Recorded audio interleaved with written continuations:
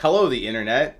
I appreciate you and all the 3.14 people that are tuning in today to How do watch you us do? us nerds play Dungeons and Dragons. It's been a hot minute. Hope everyone had a good Thanksgiving. I'm still, recovering the Mega Man energy tanks for it. Mm.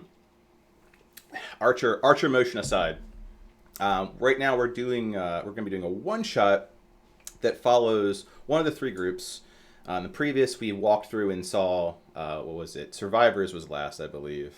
No, Revolutions was last. Revolutions team and them handling an incident in New Haven in which they handled a hand of a being called Reth, and they did a pretty good job, I might add. So if Revolution's currently like in the audience listening, like hats off, like high survival rate, good evacuation of a town.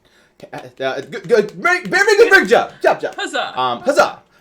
Prior to Survivor, which I'll give a solid like C+ rating, we had some fatalities out of that one, running into a very powerful being, Ares, who is the Celestial of War. However, you might see a familiar face here over in Saviors, in that the well-crushed captain is now reprising a role as an uncrushed cleric. So we'll get to that during introductions. And previously, we had one that really kicked off the tone for this season, which was this group specifically in Saviors. That we will go after we've done some introduction to the characters. So that's Buck. That's my energy drink. I'll be very transparent. Got a lot of fuzzy brain the past 36 hours. So if I miss anything, I rely on all you wonderful community to correct me. I take it as a positive thing. Just do it politely. That said, we're going to do character introductions. So a little like elevator pitch for your characters, starting in the upper right of our stream with Isaac. Okay. Can you guys hear me? Yep. A little bit, you're a little low. A little low volume, but we can hear you. No, we cannot. No, we definitely now we can't hear you at all. So he's reprising his role as Link, the mute. His nemesis is pottery. Here, let me see if this will fix it. That's good. Oh, yeah. Yeah. Switching to laptop mic for now. I'll switch back to the headset in a minute. Okay. Gotcha. Yeah, less distraction from dogs that way. But so I'll be playing Isaac Moongrave. He is a priest/cleric from the city of Elohim, and he spent most of his roughly 300 years in the clergy, working as an undertaker. In his time there, he ran into a young woman by the name of Alara, who was seeking out some heretical teachings at the time, and Isaac kind of slipped her some stuff under the table, trying to support her interest in other things. And suggestive.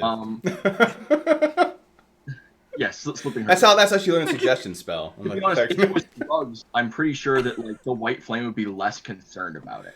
Drugs, like heretical teaching. Yeah, that's how you break to like whole entire new tiers of understanding. Yeah, like terms of service, good times. But at any rate, but fast forward like a couple of years, and Isaac has been sent to the city of. Oh God, I'm blanking. Oakvale. No, he was sent to Seoul. Yeah, Seoul, the desert Seoul. town of Seoul. Yeah, We got there. Sent to the city of Seoul as part of an embassy, a Elohim embassy there, with the explicit goal of trying to recapture Nuya, who was the leader of the White Flame and Alara's father. Basically, he screwed them. He screwed over their god, or Elo at least, and they wanted to capture him. So Elo was sent as part of the embassy there, and while there, he ran into the group at large, Alara specifically, in a tavern, learned a bit about what they've been up to, and decided that, based on what she said, that the only right thing to do was to join them. And so when they headed up to do the last one shot, he kind of went the other way around the mountain and decided to meet them in Oakvale. He's now arrived in Oakvale, and has been included as part of proceedings. And while the group, I think Buck, you said he beat the group by like an hour or two at most. like an evening. Yeah, like not by much at all. Yeah, Okay. one big U. So that's pretty much Isaac. That is Isaac. All right. So working our way down from Isaac, from cleric to paladin, Cass. All right. Let's see. Stuff about Cass for here. So Cass is a half-elf paladin. She, before this, had been traveling with Alara and the Wayfinders, which now consists of Alara and Atlas in terms of like original people. She is very much like she definitely has like a martyr complex. In certain aspects, she will very easily throw herself into danger to protect the people around her. She believes very strongly in, like love and making sure that people with loved ones, save and protect them. She felt like she failed with her love, Troy, so now she's trying to make up for that by helping everyone else around her do what she couldn't. So she's very protective, and she's helping Alara raise teenage Atlas now. And yeah, like last time they went to the Fire Cave, the Phoenix Cave, but that's something we'll go into with the recap. And that is Cass. So she's also trying to get back to nature. She's not doing a good job. No. But she's trying. It's her personal character arc, right? Return to nature. Gets those half-elven roots of hers. She has literally none of the good stats to actually get back to nature, so... But she's trying. She's trying. She is going to try to eat as many berries as possible. It might poison her, God, but she's good. No. But that's how you learn. That's... I mean, isn't it at a certain point you become immune to disease? So at least you won't catch a disease off. We also won't know if it's diseased or poisonous or not, because how would you Riddick test that? Like, I guess it's okay. Here, you should eat this, Alara, because I don't have to. She knows of one berry that is not poisonous because she ate it and it did not poison her. Fantastic. Well, if that's one berry in the world, down. Marking it down, one berry at a time. Unrelated to all things berry consumption, Alara. Oh, that's me. How many berries does she know are not poisonous? I have no idea. These are the important I'm just questions. gonna assume all of them are out to kill me at this point. Nice. So I play Alara Duanania. She's a high elf cleric of Celestian the Star Wanderer. Sorry. No, I'm right there with you. Yeah, take your time.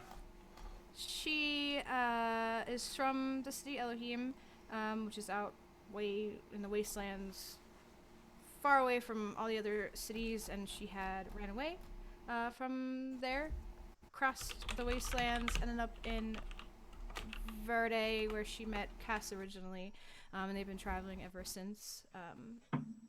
And now they're here in Oakvale. She also has the little baby teenager Atlas the dragon. Yeah. Was given to her from Celestian when they met at Starset Lake. And he told her to take care of the dragon. Yes. So here we are. She's a sweet little bean, very different from Sin. Plays a lot like Yuna from Final Fantasy X. But yeah, that's Alara. Okay. That is Alara. Nice picture of her. And since I missed the cue for Cass, here's a picture of Cass with the fancy little tokens. She stabs things. Look at that glowing sword. Mm-hmm. She does stab. That's a stabbins. She's a mighty stabbin. Speaking in like, party has very interesting offensive power. It's definitely not changing that curve at all. Orion. Hey, I can do 12 damage. Hi, I'm Orion. I'm an old dwarf boy. He kind of mechy, kind of peoply, you know. Healthy approximately Orion.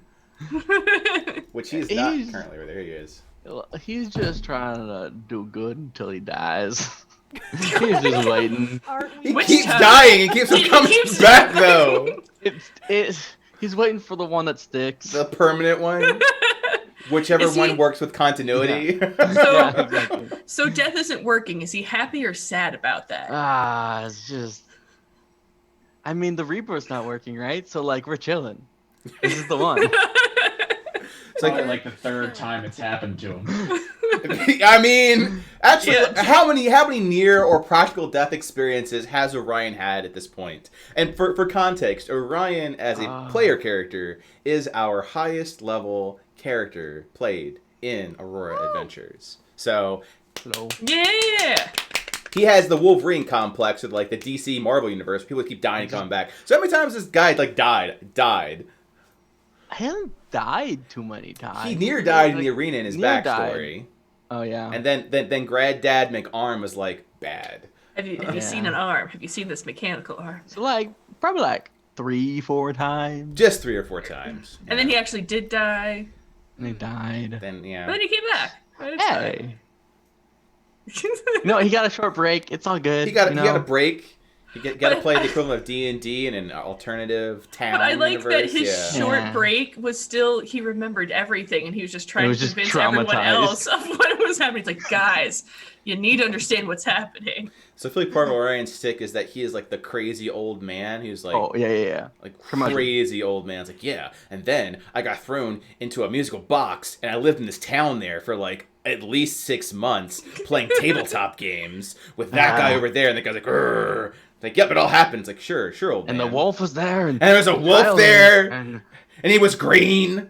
It's okay if you ever meet your quasi daughter again, you can tell her all the stories and she'll just sit there and be like, please stop.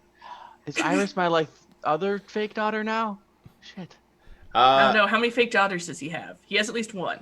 I No, I think Iris is not the fake daughter. It's Lillian that's the fake Lillian daughter. is the- yeah, Yeah. Lillian's a fake daughter, but Iris is like was adopted playing- daughter. yeah. Yeah. Fake adoptive daughter. So what are like 3 key Bad. things about Orion? Because he's been around the block for a while. He is a Meki boy with the gem of his dead wife, Soul. Who Going in heavy with that first one, yeah.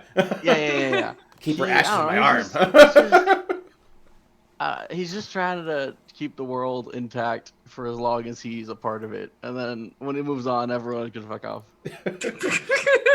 Him and Farron have that in common. Let me just die so I can God. move on. Somebody tries to resurrect him after all, and he's like, "I'm good." Yeah. Yeah, Like, just He's like, Death "Please isn't stop. working!" Let me. Praise Celestian! I'm breaking up. Yeah. Oh no. He's a champion of the Crystal Heart, and he is the Vanguard of Gears. He,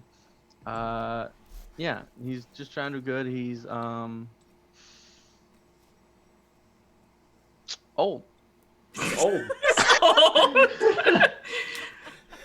I have Dead a- wife wants to die. Old. Oh. Got dwarfed down. I have a question for just like for Orion. If death was working, where would Orion's soul go when he died? Because like, isn't it depending on like your beliefs, right? It is. And he's like a champion. Do champion souls go to a different place? I hope it's not Mechanist, but I feel like it would be Mechanist, and I would not like it. Ryan gets my DM brain. He's definitely. One of our key themes is everything has a price. So the question is like, what did you just do for your soul? And Orion's soul is so indebted. So it's like, I'm dead. Time to move on. I've got 2 part-time jobs now. But does he have to worry about continuity? With the way death works in Aurora, he's never getting out. No. This is the end of the line for this soul. Well, right, because there's fates worse than death. And that's Yeah. another fiber. There are fates worse than death. Death I hate is his not the worst. but his fate worse than death is just gonna be paperwork. It's gonna be paperwork. And it makes me sad. Yep. It's like it'll be like what was that? Umbrella Academy. It's like, oh, here are all the possible Yeah. timelines. I need to document them. You spent Oh. you spent a few centuries in Duodecim. You're good paperwork. No, send me to a furnace. Speaking about hot places, let's segue over to Aldebrand. Yeah. In a less storied character, we have a Phoenix Knight who got his powers in not the traditional blessing of the Phoenix, but rather it was stolen. He spent the majority of his life in the army for the Targaryens, or Targaryuses. Yeah. He set down his sword to raise a family, which he loves dearly.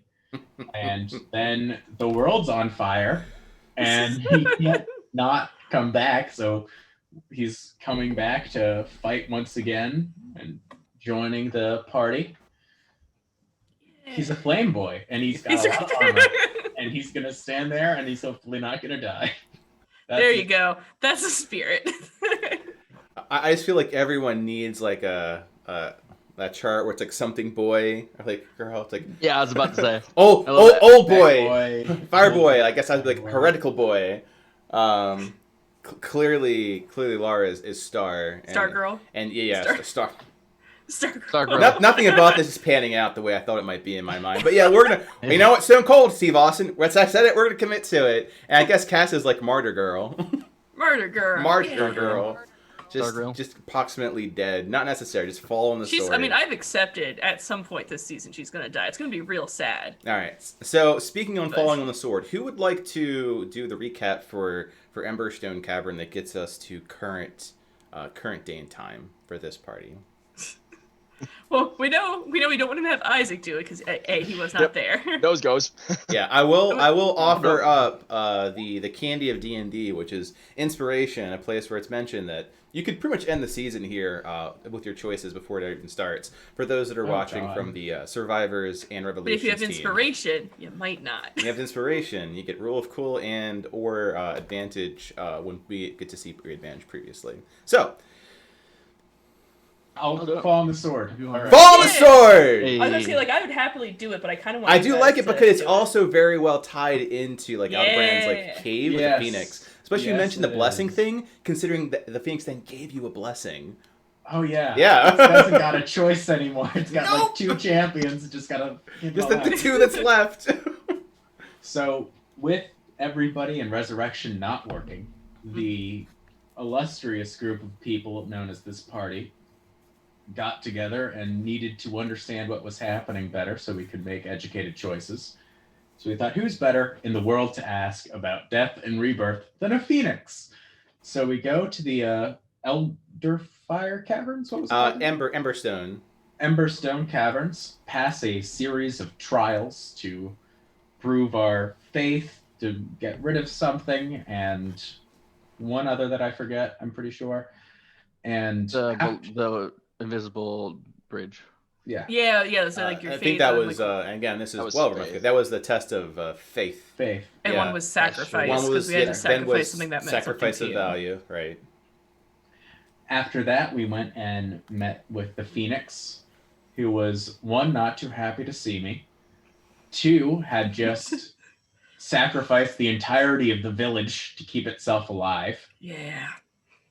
After that, we had a series of conversations with the Phoenix, learning that all of the souls are going to Elo because Elo is tapped into fire and the souls are flames and it's absorbing everything. And he's a jerk. And he's a jerk. He's a Most jerk. important thing, jerk. Mhm. Jerk. He's a jerk.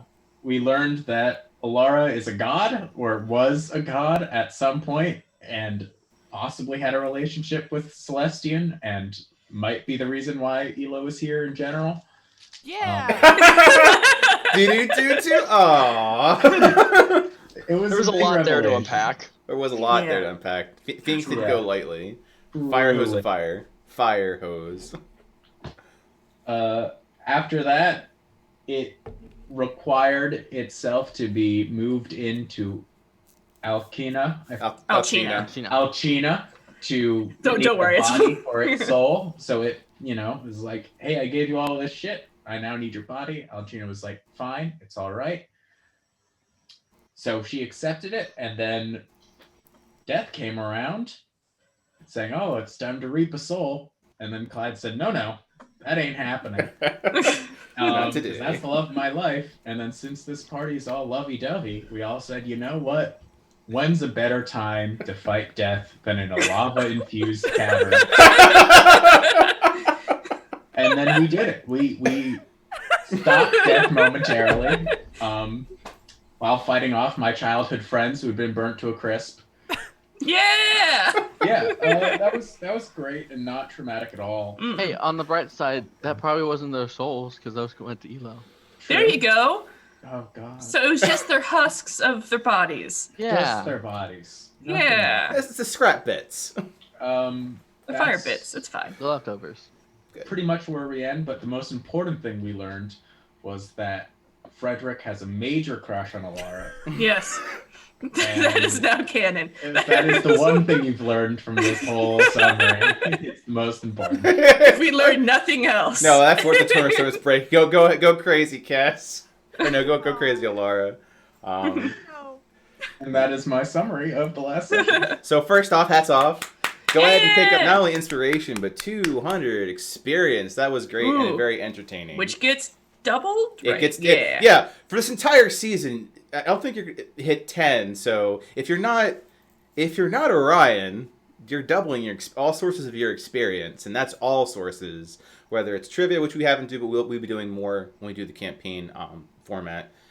Whether it's DM granted, whether it's player granted, because one thing that we do at Aurora is that every week, the person that's people, you get a vote. Like every person that is a player, whether it's your week or not, can say, hey, you really made this enjoyable. Here's a vote. Now, we completely give that to the players to decide how that gets divvied up.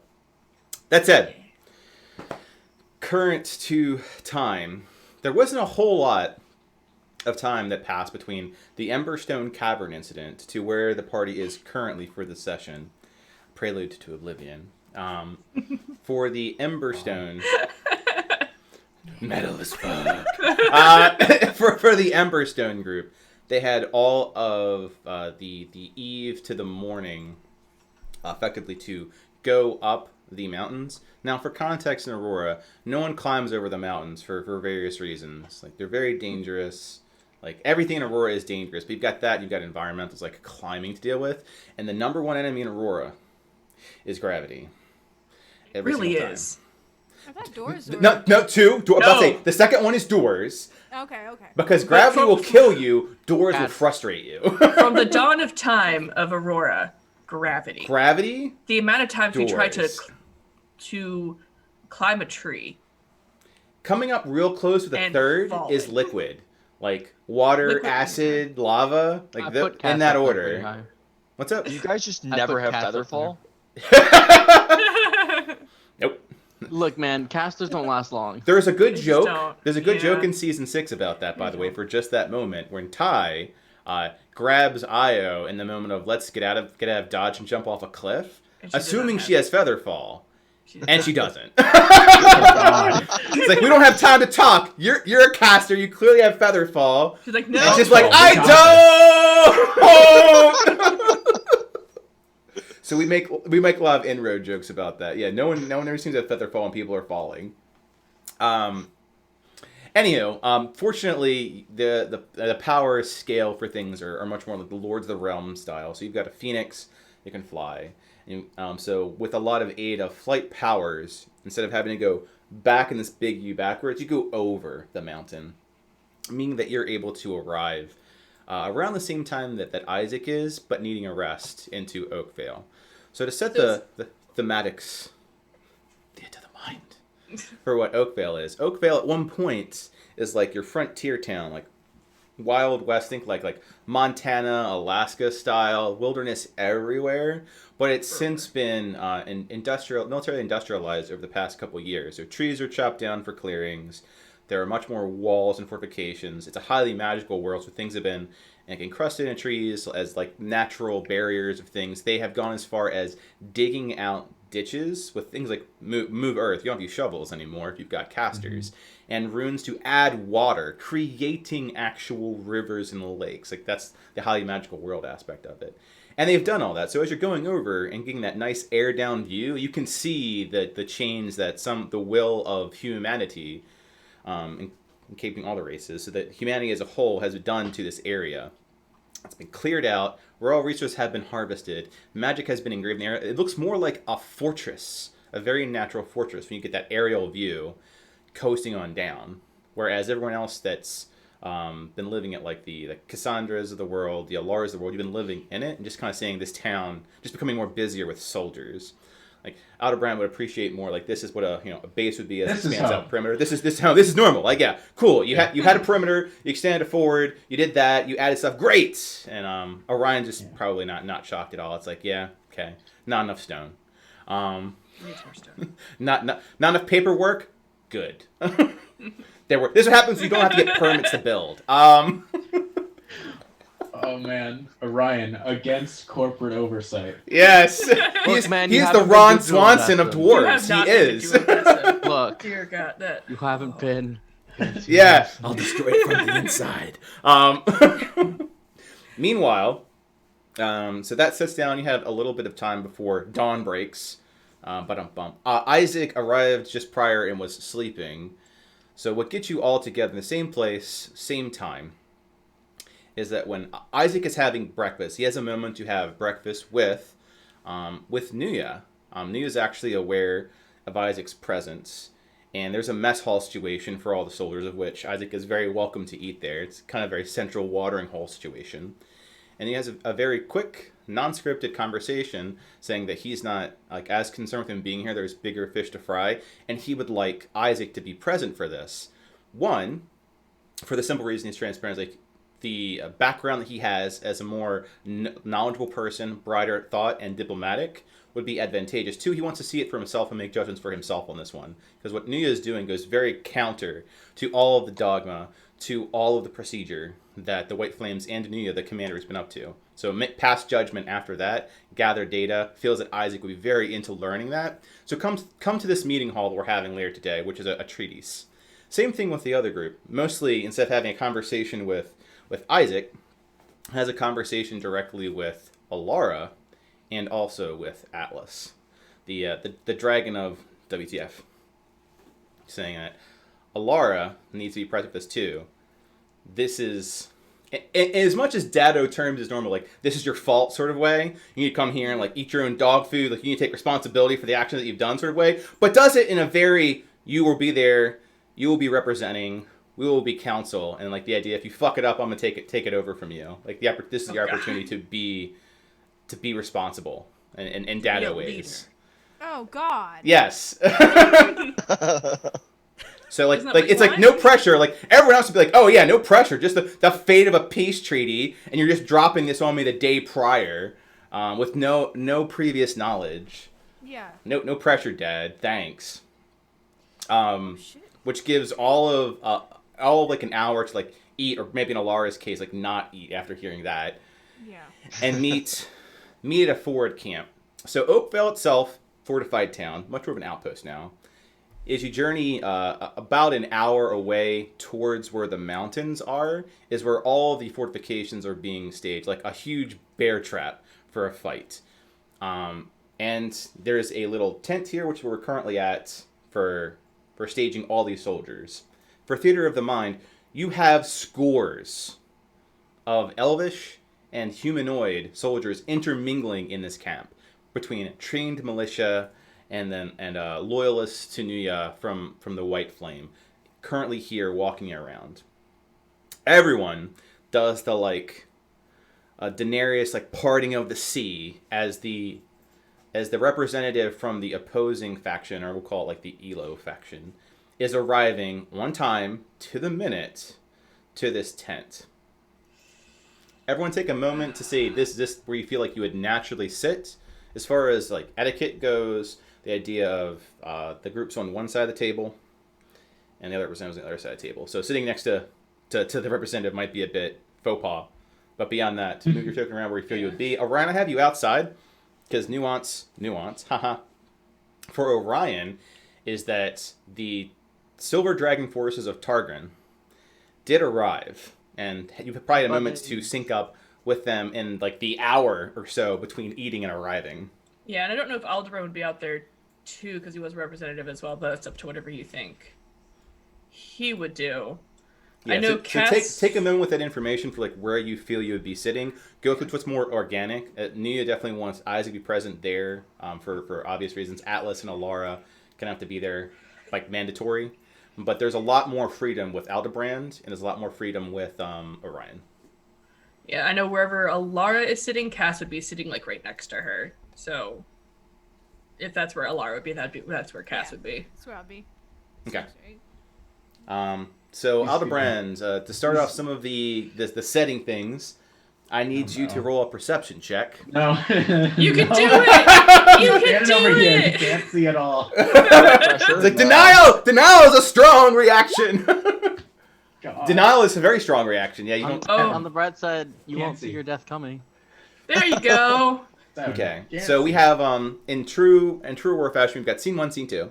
Scene 1 encompasses everything going on within the tent for the peace treaties. That has Atlas Nuya's NPCs, and Diane and Frederick. For PCs, we have Isaac, Alara, and Cassandra. So that is tent party. Then we have Dragon Party, which is all this crap in the lower right-hand corner. So much. So we'll start with the less the fuck part, which is the part that actually gets to see this very calm looking, muted Mona Lisa anime style looking chick. But for what she looks like walking through in your theater of the mind, when she's parting the crowds, she has an air of regality about her. She has long, illustrious blonde hair that goes down just past her knees. Seems like this healthiest sheen ever. Whatever, you live in a world that's very realistic, so like access to things that keep you very healthy is odd. So when you have like the elvish perfection of complexion, that's one of those things. Very supernatural, almost enchanted. She has a flowing silken white and gold trimmed dress that she's going on, and she walks as though she's more like drifting on clouds. Everything about her, you don't need any sort of test to feel that she is absolutely supernatural. Is someone casting protection already? Nope, I clicked it. Incorrect. It's like, I see her and be like, peace, bitch, back up. Like, I detect you and I stop you. Please do remind me if you've got weird things or say extrasensory abilities. just like, yell safe space. Just yell, yeah, safe like space. if you do have a protection of, or like, and we have a paladin party, like I can detect undead or I can detect specific things. Please do remind me of that so I can provide more context. That's a know thyself thing. I won't know all your characters that well. Cass like detects all the Oh, all on the stuff. that sense thing, would I be able to just see my daughter through the wall there? I mean, there is a With tent. thermal? Like there's like you'd see that I there don't is know. heat in there, but also theater of the mind wise, they're surrounded by people. So it wouldn't be too out of the ordinary for him to think that there is just soldiers in there, or there are legacy heat senses. But you do bring up an excellent point about your heat sense. So Aldebrand can sense heat as a boon from the Phoenix. Yeah. Aldebrand and only Aldebrand. When you see where you currently are, watching this Mona Lisa muted blonde-haired woman walking through, Yeah. her heat signature is blinding. Like you can't Yeah. see anything Ooh. in like a radius of a good like 20 to 30 feet around her. So you can see like the equivalent of like a napalm bomb walking towards you. Just absorbs the heat signatures of others as you walk. It's just walking in. I'm definitely staying in the other room. All right. Yeah, it's like if I went in the tent, I'd be blind anyway. So okay. So I will say, I mean, Too because hot. we're going with like, you know, what things Cass would have divine sense up, which is evil, celestial, fiend, or undead. Okay, She'll just like have that up as a got it. So fiends, undead, and celestials. Mhm. Okay, none of the above. Yep. I didn't think any of those here, but she probably would just always have it up, especially with this kind of situation. Yep. So we'll set in character as on the side of the outside party, dragon party. There is this dude right here, who I'll say Orion is aware. He looks quasi angsty. I feel like in his backstory he would have ran across the humanoid form of Targrin. So that's Targrin, Oh, the silver dragon. hi, buddy. Yeah.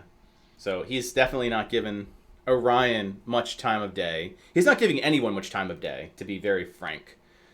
He is keeping very straightforward eye and locking with the blonde-haired lady as she walks in. They like just stare at each other. Like no one else matters. And it absolutely makes like the woman behind Targrin extremely jealous. And she's like, Oh no. Oh, It's she like looks that like meme. It's like that meme. It's like no, nuh-uh. She looks like such a murder hooker. Such a murder hooker. Can I lean over to the murder hooker and say, is this the past relate who? Give me a dexterity saving throw. No, no. Yeah, she's gonna punch you or do something. Murder hooker. That was exactly what I was expecting. Not gonna lie. 10. So it's like, as she's like still looking, like she's got like the steel eyes look, like what are you looking? And like this dwarf down to her lower level is like giving her sass. Around you feel the embrace of a hand around your neck. And with the metal parts of you actually can't use your metallic parts of your arm. Like electricity is coursing through the electronic parts of your body as you are lifted slowly up as she continues to do so. So how do you react to being lifted, Gimli style from the ground? Just letting it happen. Just okay, this is happening It's now. like, I deserve this. And you become Skybreaker's stress toy during this time. And it's a good thing the parts you are made of metal because it's not pleasant. It's kind of tingly. It's kind of tingly, right? And like Targan has nothing to say on your behalf. Io, who is this lady? I looked at Ty. Yeah, lots of characters. So the assembled masses over there also don't say a whole lot until it kind of lingers for a bit, and she drops you. I will straighten my suit. All right, so now and Aldebrand, you see this because there's nothing truly special about these two figures, other than they've got the high BBEG kind of like look about them. Like I'm more too important for the world. Actually, no. I think as a Targan militant, you wouldn't know who Targan himself would look like. It's like too secretive, or Skybreaker. So these are just people that other people are following, including Iolanthe and Ty. A lot of these are the people that you know as venerated members of the house and family. Yeah. All right. I get the look of that's my superior. Yeah. Kind of. Yeah. Like you are the secret government. Hi. You're above the generals. Whatever it is you're doing, clearly. Take a step back away from the secret generals. I feel like Orion's just so normalized with like super high powers that he's like, yeah, they're people. Like, Yeah, this is fine. they're just This is... celebrities are people too. Every now and then you Dragons are stress people toy. too, It's my guys. neck. Yeah. All right, like, so Aldebrand would probably step back just because you just saw Orion get lifted That up too. by this woman with one hand and then electrocuted and dropped. So I mean, yeah. But you know what? That's a good sign to back up. That's a... So we'll go in character with that side for a bit. So how is Aldebrand or Orion handling this? Anything they wish to engage with on that side after the blonde-haired representative steps into the tent? I can't talk to the important people I mean, you could try. because they're gonna hurt You me. can try. Yeah, I think They're in gonna hurt D&D you me. can try anything, which is the glorious part of the game. However, Oh, there's a rogue panger behind you. I'll go to Ty, yeah, my man. okay. I'll be like, so I'm a little just out of the loop. I understand the dragons are like, ooh, bad, but who is she? What are we dealing with? What's going on? Like, So Ty, who wields your grandsword, hello, Sunder. How are you? and like Sunder's like little hilt like bleeps and bloops from like way back in the Slayers days. So it bleeps and bloops back at you, right at the hilt. Oh, So Ty looks to Orion, and he's this for a frame of reference. Ty is this tall, gruff, muscly, silver dragonborn. It's like 7 feet, right? Something like that. Yeah, he's 7 feet. He's a big man of muscle. Very embodies what the militant house stands for. First chosen to do the thing, and then like his sister, ended the entire game. So I have details. Ty looks to Orion. Kind of Io shifts a bit so they can have that conversation, and gets a little closer to her mama. He points out, like, and brags in arrogance to Targrin, like that he's like, screw this guy. This is the uncle that I don't like. It's like that is Targrin. Targrin doesn't even acknowledge the conversation, and then points to Skybreaker, who You do know who that is because the murder Ah. worker joke. Yes, that was funny, but didn't work well. Peter has a lot of thoughts about it. Well, if it's in character, he just looks and has something to say about it. Like, we don't talk about exes. Like, he gives you the look like bro code, man. Yes. I was more talking about the lady with the her, and I pointed at the elf lady. I don't have a name. She's gone now. Yeah. So Ty Playing looks the tent. over and then completely. Ty is many things. He's not super socially adept in like interpretation topics. So he interprets a topic as you're pointing to Alcina. It's like, that's Alcina, Mason. Lovely. Ty, here we're gonna walk through this, all right? So here's what we're gonna do. And you just see I like his was eyes speaking. squinting, like Oh, you're, he's you're gonna being he's gonna punch condescending. you in the face. It's like, It's like, yes. if I'm not wrong, I think Orion is roughly half the size of Ty. Oh, less. Yeah. Oh, yeah, I guess about half. Yeah. Yeah. He's. I was so Targrin gave the eye to whatever, like an angry eye to the woman who just walked in. Her elven, pristine, blah, blah, blah, blah. Here's my thing. We're surrounded by like dragons and gods and blah blah blah blah. Blah. But Mhm. I don't know what that person is, so if they're on the same level, I would like to know if we're dealing with like another god or another dragon. You want to know if you should be afraid. Yeah, or are they gonna just like carpet bomb us, or like what's going on here? Yeah, I'll handle your fears. 1 second. And he walks up to around you to Targrin, and does the thing that Orion should do to Ty. Ty should do the thing he shouldn't do to Targrin. Hey, you. Targrin Good. again, not giving him the time of day, and he turns around and faces Skybreaker and starts having a light conversation, of which I'm not gonna go through. The gist of it is like, what are our next moves? What should we prepare for? And Ty's like, hey, and grabs Targrin by his like collar. You. And Targrin now gives him the time of day just by turning his head a bit, puts his hand on Ty's wrists, just peels him off,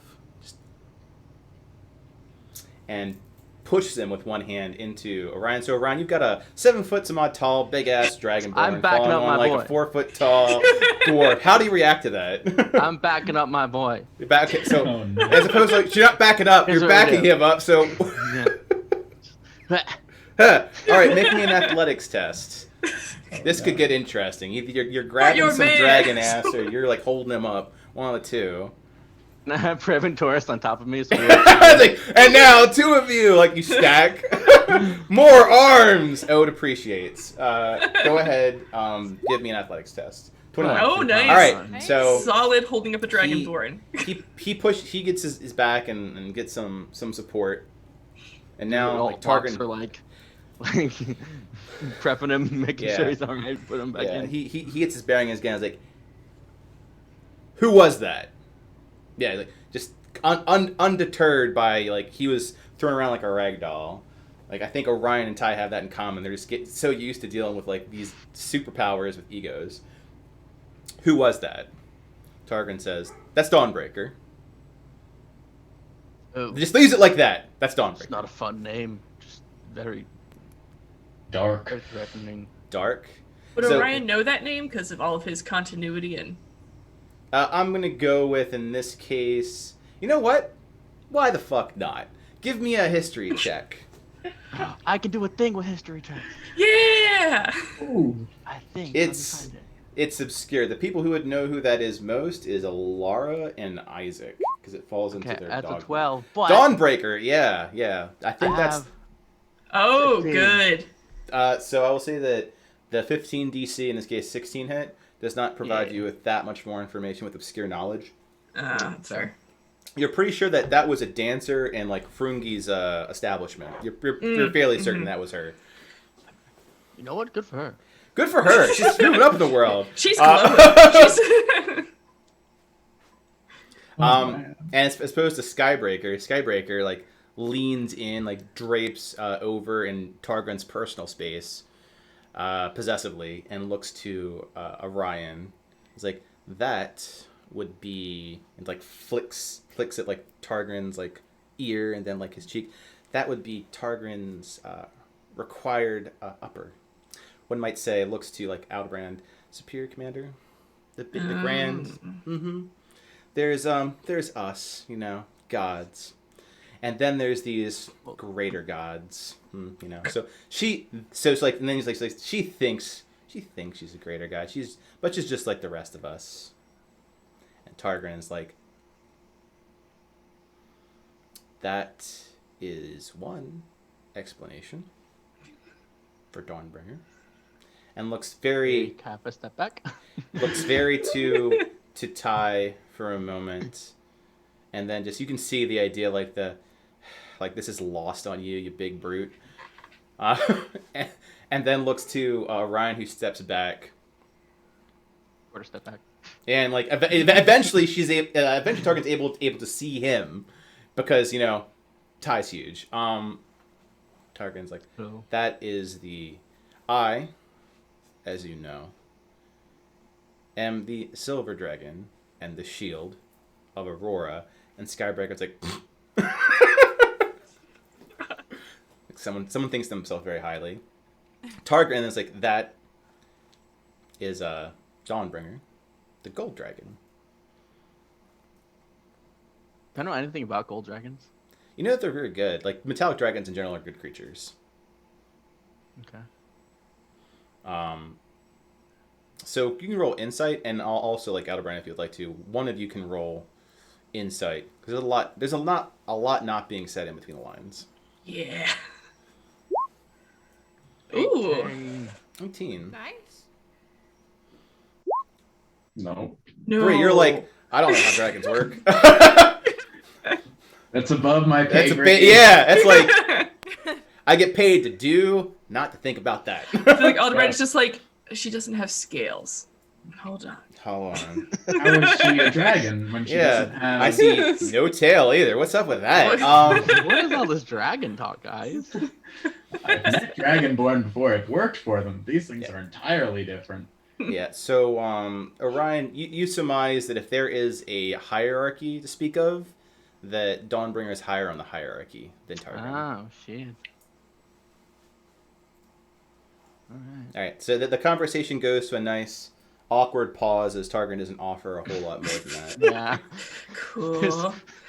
No one wants to talk, and I'm just like, okay, I'll shut up. I'm getting some ex-girlfriend vibe here. Yeah. Skybreaker's like, mine! Just hovering sideways at a certain point. Such a murder hooker.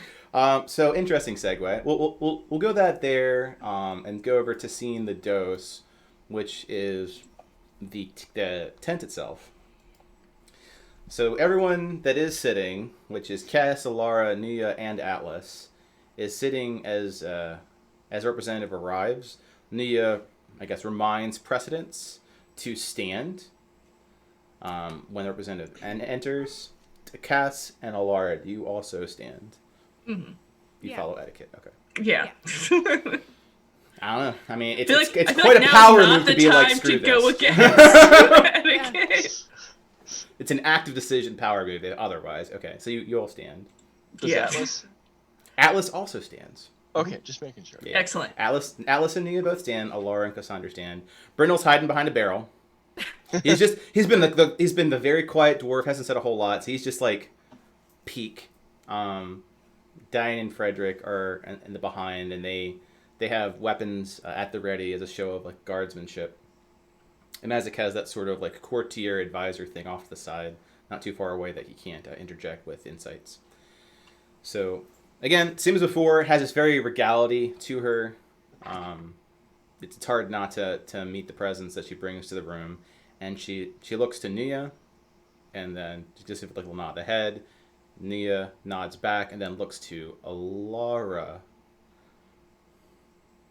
to react and handle the diplomacy. Oh, excellent. Come on, man. And for context, Time to shine. Time to shine. help the player so that she doesn't like break down. You have council. You have Nia, Cassandra, both very powerful militants. You have Isaac. I don't know if you really want Frederick to provide you any counsel, but he's there too. He is also there. As well as Dain. He's the yes man. He'll just tell you what you want to hear. And you have Brindle behind a barrel to support silently. Correct. And there's nothing breaching etiquette, in or out of character, to like refer to or request counsel during the proceedings. So you're the person who's speaking on behalf of the camp, but you're not speaking and solely doing it by yourself. And that is to be expected. So don't worry. I will help you. Your dad will help you, which I know you really enjoy getting help from your dad. Yeah, I don't think I've ever watched any show that had like some kind of peace treaty in it, so I don't even know how this goes. Okay, all right. Asking for counsel before introductions have been made is probably not a good start, though. She just walks in, just like. She just walks in. It's like, give me a minute. Hey, time out, lady. I'm taking this all in. I need a moment. Yeah. So she comes by herself. Alara, you do have a background thereof. So, believe it or not, some of your previous training has been helpful here. Go ahead and roll history for some insight into what's going on, because arriving the way she does is a choice. 17. 17. By coming by herself without any armed guards is a sign of power and force. Effectively saying, I'm not worried about you attacking me. I'm not worried about you taking me hostage. I'm not worried about any of these proceedings. Like, it's like saying, I'm coming, like, I don't even need to be here. This is a formality for us. It almost feels like she's saying, like, you're not a threat. Yeah. Like, so when you walk in, the first thing that you observe is, from her position, again, very apt from Cassandra, like, you are not a threat. However, let's attempt to resolve this peacefully. And once there's a nod to Nuya, annoyingly, Dawnbringer doesn't look at Alara, but looks at Atlas to proceed. So, Well, yeah. thank you for taking the time to meet with us today. As you know, we have a lot to discuss. I have Cassandra here beside me. Of course, my father, Nuya. Atlas is with us as well. So I would like to get started as quickly as possible. And I sit down. I sit down. So there's something about her that is very warm and disarming.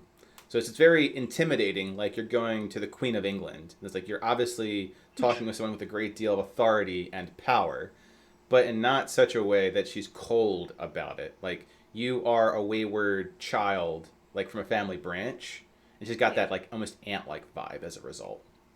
So she's not mean at all. So she does turn to Alara and nods, and she like smooths out her dress and she sits like, I am Dawnbringer. I am the representative for the Elohimian.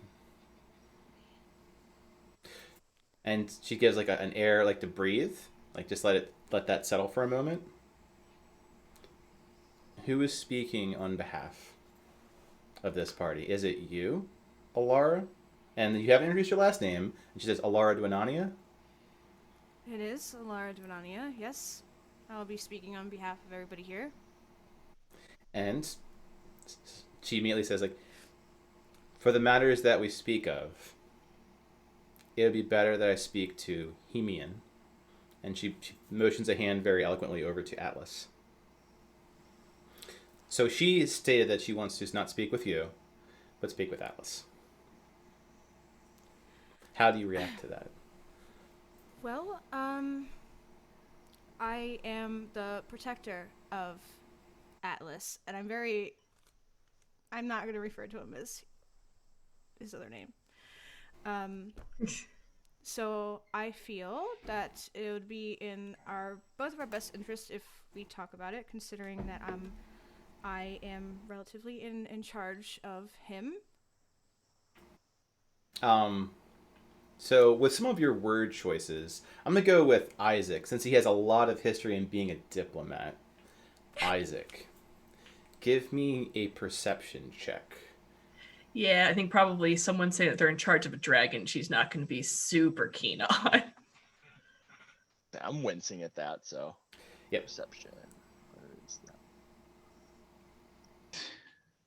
But you don't recognize it. She's got the very Mona Lisa face. Everything is this muted smile.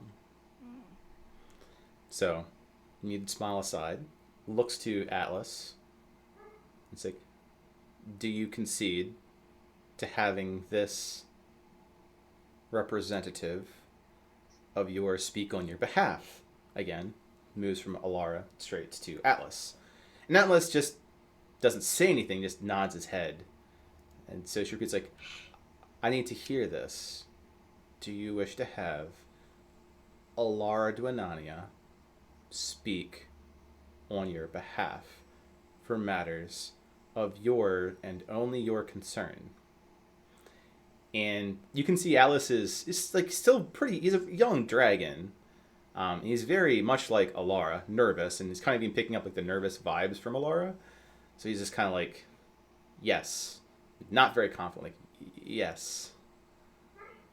And while this is happening, Cass will kind of like put her arm on Alara's shoulder, because I don't think she wants to like, since Alara is supposed to be taking charge, so she's not going to be saying it loud enough for the representative to hear her. So she'll kind of like whisper to Alara.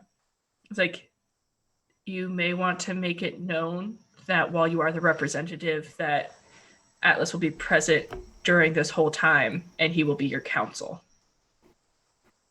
Okay. She whispers back. No, noted. Very. She's terrified right now. Yeah, yeah. Like I think Cass is very aware of that. Like I think Cass is a little and bit. meanwhile, for like Isaac that knows very well about Nuya, it's like Nuya is just like this statue. Like he is unfettered in the sign. Like the barbarians are at the gate, and he's just kind of like very stoned. Yeah, I think Cass is also nervous, but she's a little bit level. Like she's able to give the perception of calm. Yeah. And kind of like think through it. Like she's still worried because again, Dawnbringer is like this force of like, oh shit. Yeah. But she doesn't let it show. The queen herself has come to your dingy camp to talk to you, and you're like, I can't speak to the prince. Let me go talk to the chambermaid. Is like the interpretation that she's going with, because I'm responsible for him. There's a nuclear bomb sitting across the table from us. Yeah. Yeah. All right. So you say all these things, and Atlas consents, and Dawnbringer changes her very flecky yellow metallic eyes over to Alara, and they have this glow like molten gold about them, and when they level straight on Alara, it is suffocatingly intimidating when she locks eyes with Alara. It's like, very well. And you should know that he will also be here as counsel for us. So he's still listening, still present here. And you can tell her like she hears it, and then she moves on to another topic. The terms of our treaties being brought from the Elohimian is your unconditional surrender.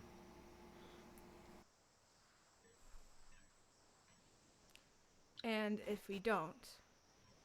If we do not, then at noon we take what is not given.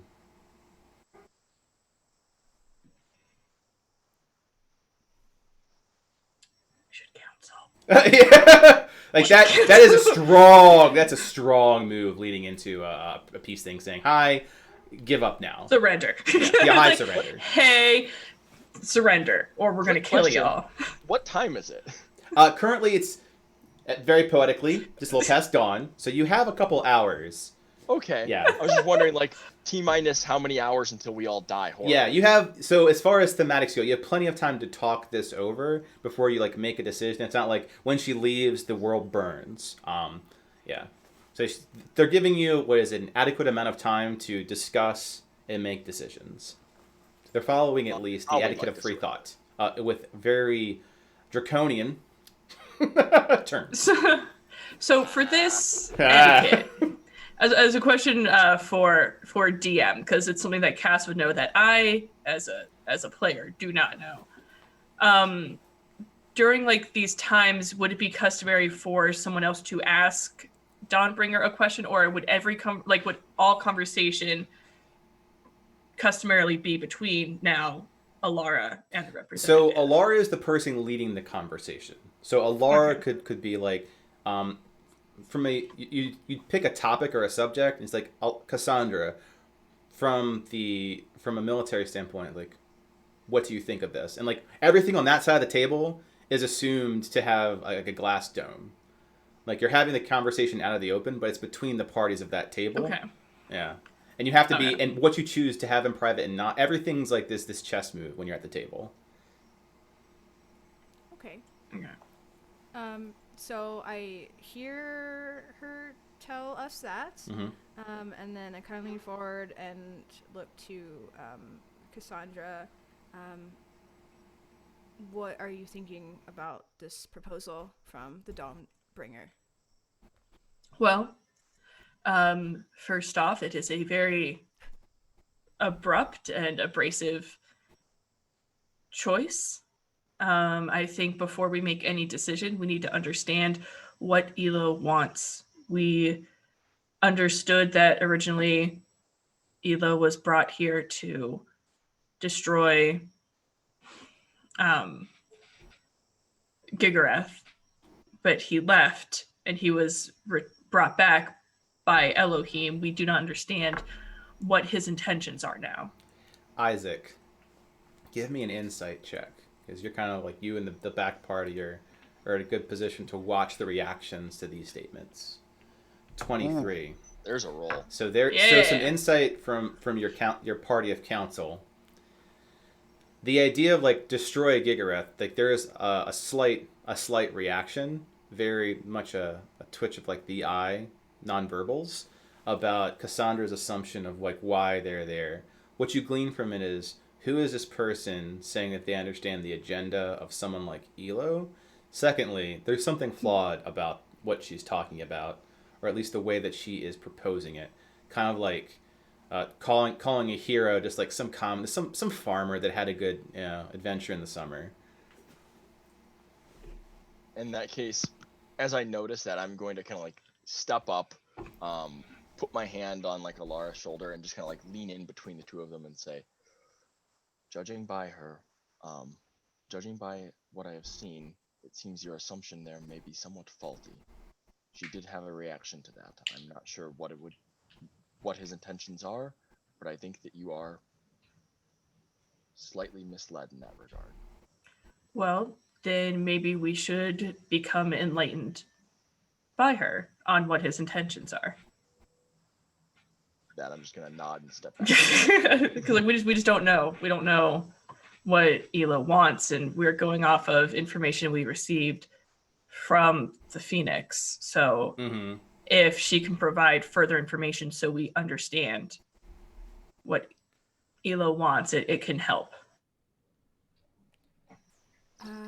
Dawnbringer, would you care to share exactly what Elo's intentions are? Say that we hand over Atlas? So, Dawnbringer stares at Alara for an uncomfortable several seconds.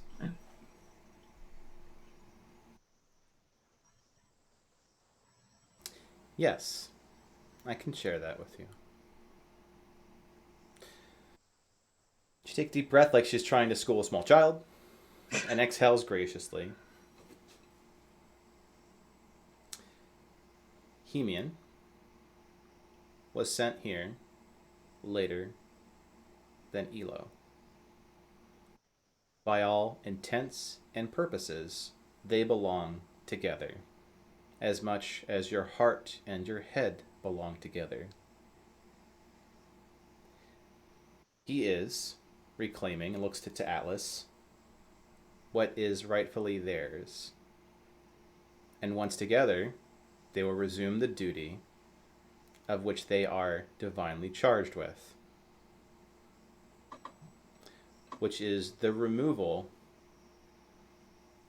of entities that leave, the Isle of Dead Gods. What you are currently here on, like ants on a rotting apple, has been a limited existence. But now the farmer is here to tend his orchard.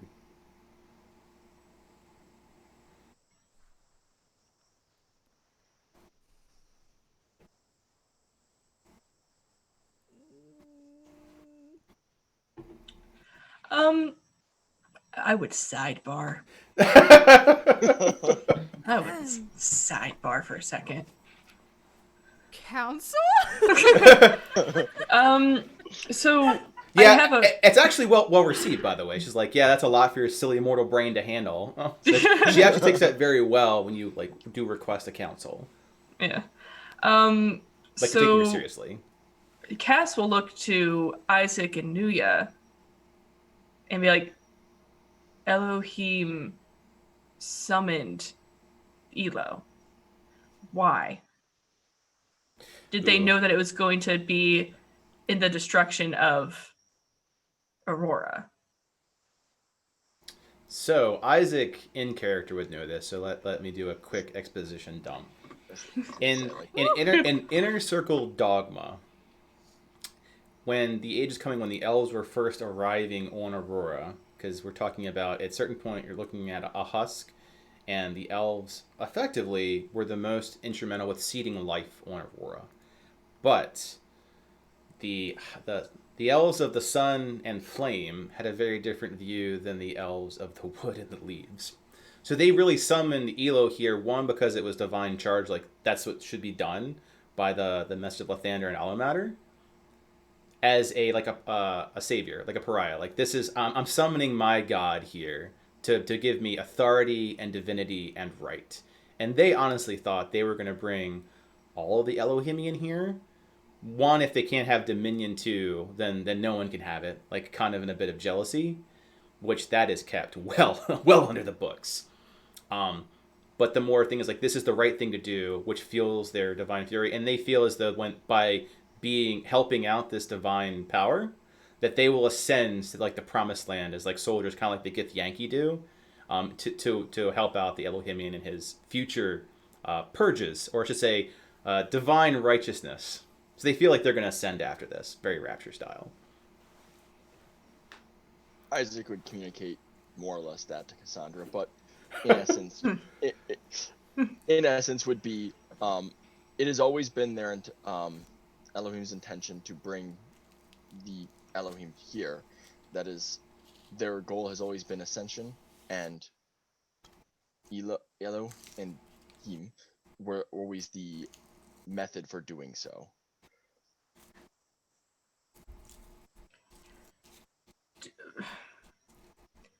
So my knowledge of Elohim was limited, but that seems, and pardon me, pretentious to assume that everyone else can die because you guys will ascend. You are damning this continent for your own ascension. I'm gonna look towards It's like, I'm gonna look towards Nuya. Alara, Nuya, like just the other elves, and then just look back at you and just say, "Have you met many elves from Elohim?" Yeah, like Mia's like, why do you think like this very vivid like twitch, like why do you think that we're like not going along with this? We decide this is a bad idea. Well, it's like so, and it has like it's gonna be very blunt. Like she'll look at Nuya and Isaac. It's like, then what do you propose as people who have put Arhor'ha in this predicament? What solutions can you possibly what solutions are you thinking that might be able to help us? So Nuya at this point. Oh, I know Nuya's not gonna be happy at Cass. No. Like, Cass is just He's like, hands on table, very like 4-star general-esque like rigidness. Throwing us under the bus. Yeah, he doesn't even look at Cassandra's statement. Just keeps looking straight ahead at Dawnbringer. we assemble all those that believe in Arhor'ha to stand by Aurora's existence. Okay. Are we aware of the forces that Elo has assembled himself? We know that he is pulling up from the Phoenix. Have you guys heard of any further forces that is on Elo's side? I mean, I just arrived, so that's a pull. Nuya will, however, all of Elohim. Well, yeah, it's more to Nuya because Nuya's been like, yeah, and in, because and, I know and in Isaac front is of like, what? Dawnbringer, so it's like, tell me what intelligence you know already, because she can hear you. Yeah. But so Nuya outright says, Elo has at his disposal the soldiers of Elohim, loyalists to the dogma of which the city was founded. And as the previous, military general of their forces, it comes from a very place of, I'm not guessing or assuming, I'm telling you. He has at his disposal the 2 dragons as part of his pact, and looks at Dawnbringer. Dawnbringer, the Golden Scepter, Oh, okay.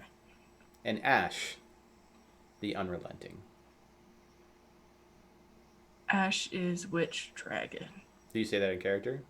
Yes, she does. It's I don't like- think and then Cass would he know. turns his head for once and says, the Red Dragon. The largest Okay. threat to Elohim's finding, the 2 dragons of fire. Which, Nia turns back to Dawnbringer, is the primary affinity for Elo. Now that he is no longer whole and balanced.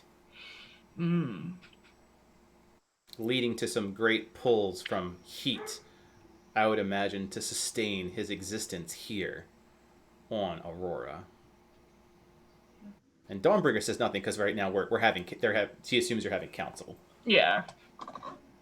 I think, But yeah, this is- Cass is just trying to understand, where do we stand? What are we actually looking at here?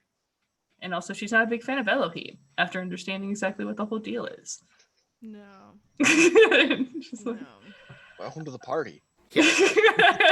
God. Why do you think we're here? No one likes this, but we're here anyway. Season 10! Like, no one likes Thank the you, Ryan. decisions that were Appreciate made. you. But we are here. Oh, jeez. That's the end of Nia's cancel to Cassandra's question. Yeah. He has not added that's- I mean, at this point, because like all Cass is doing is just trying to gather intelligence, like understanding what they're against. Mm-hmm. And so I'm gonna look to Alara and Atlas, and like, what are your thoughts? I do not want to see Arhor'ha taken away from us. I think that's why we're all here today, to come to some kind of agreement that is not what happens. But and she looks to Dawnbringer. You showed up today, and we wanted to come to some peaceful agreement, but what you have just told me is we don't necessarily seem to have any opinion in this. It's either surrender to your request or everybody on Arhor'ha dies, and I'm just trying to fathom how that makes any sense at all. And Dawnbringer's like waiting for you to finish or give a sign that you're done with your comment. I'm finished. Just, I'm done. Dawnbringer looks to Alara and pauses as though she's thinking of what she said. Your unconditional surrender is meeting the same terms of which you brought the Elohimian here to this planet of Abertural. We are simply asking that you meet the terms of the pact or face the consequences of it. And by doing so in grace, we will also uphold the terms and with all of the patience within the Lord, overlook this act of rebellion and welcome you into Ascension.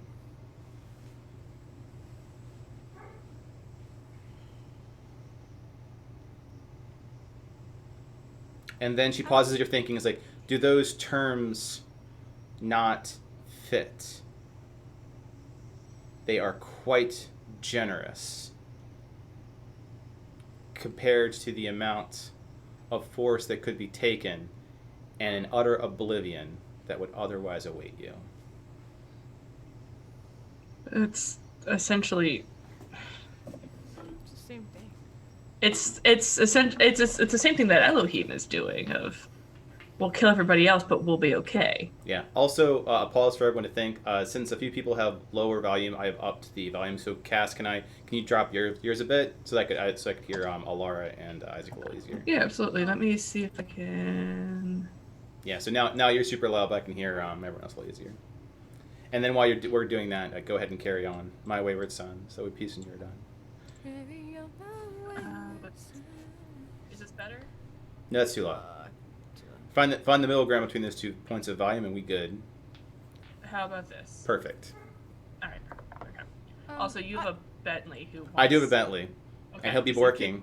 Okay. I mean, in the camp of your mind, there are dogs of war that are barking.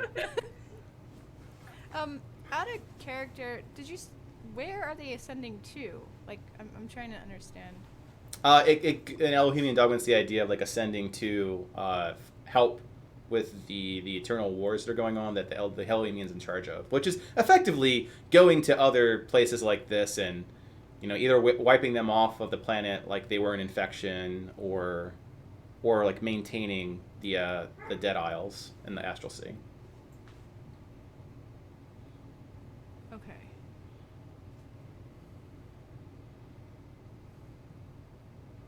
So I kind of recoil back in my chair, and I look to Cassandra. Who would be in charge of the completeness of Elo and Atlas originally in the Astral Sea? Would it be Celestian? Because then that wouldn't make any sense. Well, if we think of the limited knowledge that we have While you're sidebarring, I'm gonna let my worker in. by the border, yeah, the limited knowledge that we have of the current situation, Celestian did bring you Atlas, and if assumptions and knowledge is correct, he was the one that originally charged the place of Arhor'ha to Elohim as a target for Elo to destroy.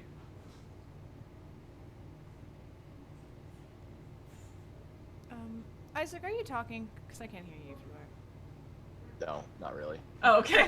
Well, I heard your mouth move like maybe there's some. I said purge because that's really their goal is to purge, but no, don't. Yeah, well, care. because what Go we around and destroy continents floating through the Astral Sea is what Elohim is. continents through the reason that they're destroying Aurora was because Gigareth was shot from the sky and made this continent. We're just kind of like ants on his back, and Gigareth and this land of Aurora is not supposed to be here. He has done things that would typically be Elo's charge to get rid of. I can understand the logic, but there's too many people here that don't deserve to be sacrificed.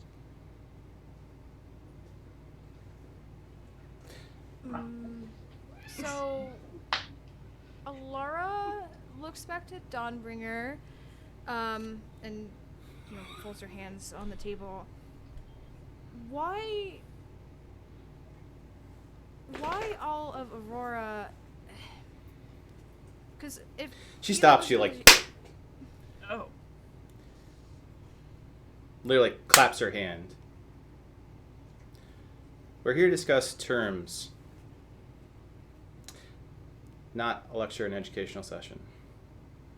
What I have spent all of my patience providing you information that if you don't have is a problem on your part. Those are my terms. How do you wish to treat those terms? And you can tell the temperature in the room goes up. I don't think we can agree to the terms. No. Jeez. So she looks at you again. Your response and negotiation to this is no. You do not agree to these terms.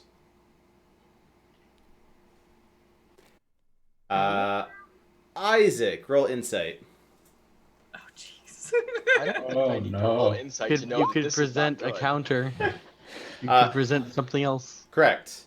So the idea is that like you're bargaining and you're haggling, and the answer is hard no, is what she just heard. So we should probably try to see if we can counter with something versus just saying no. Okay.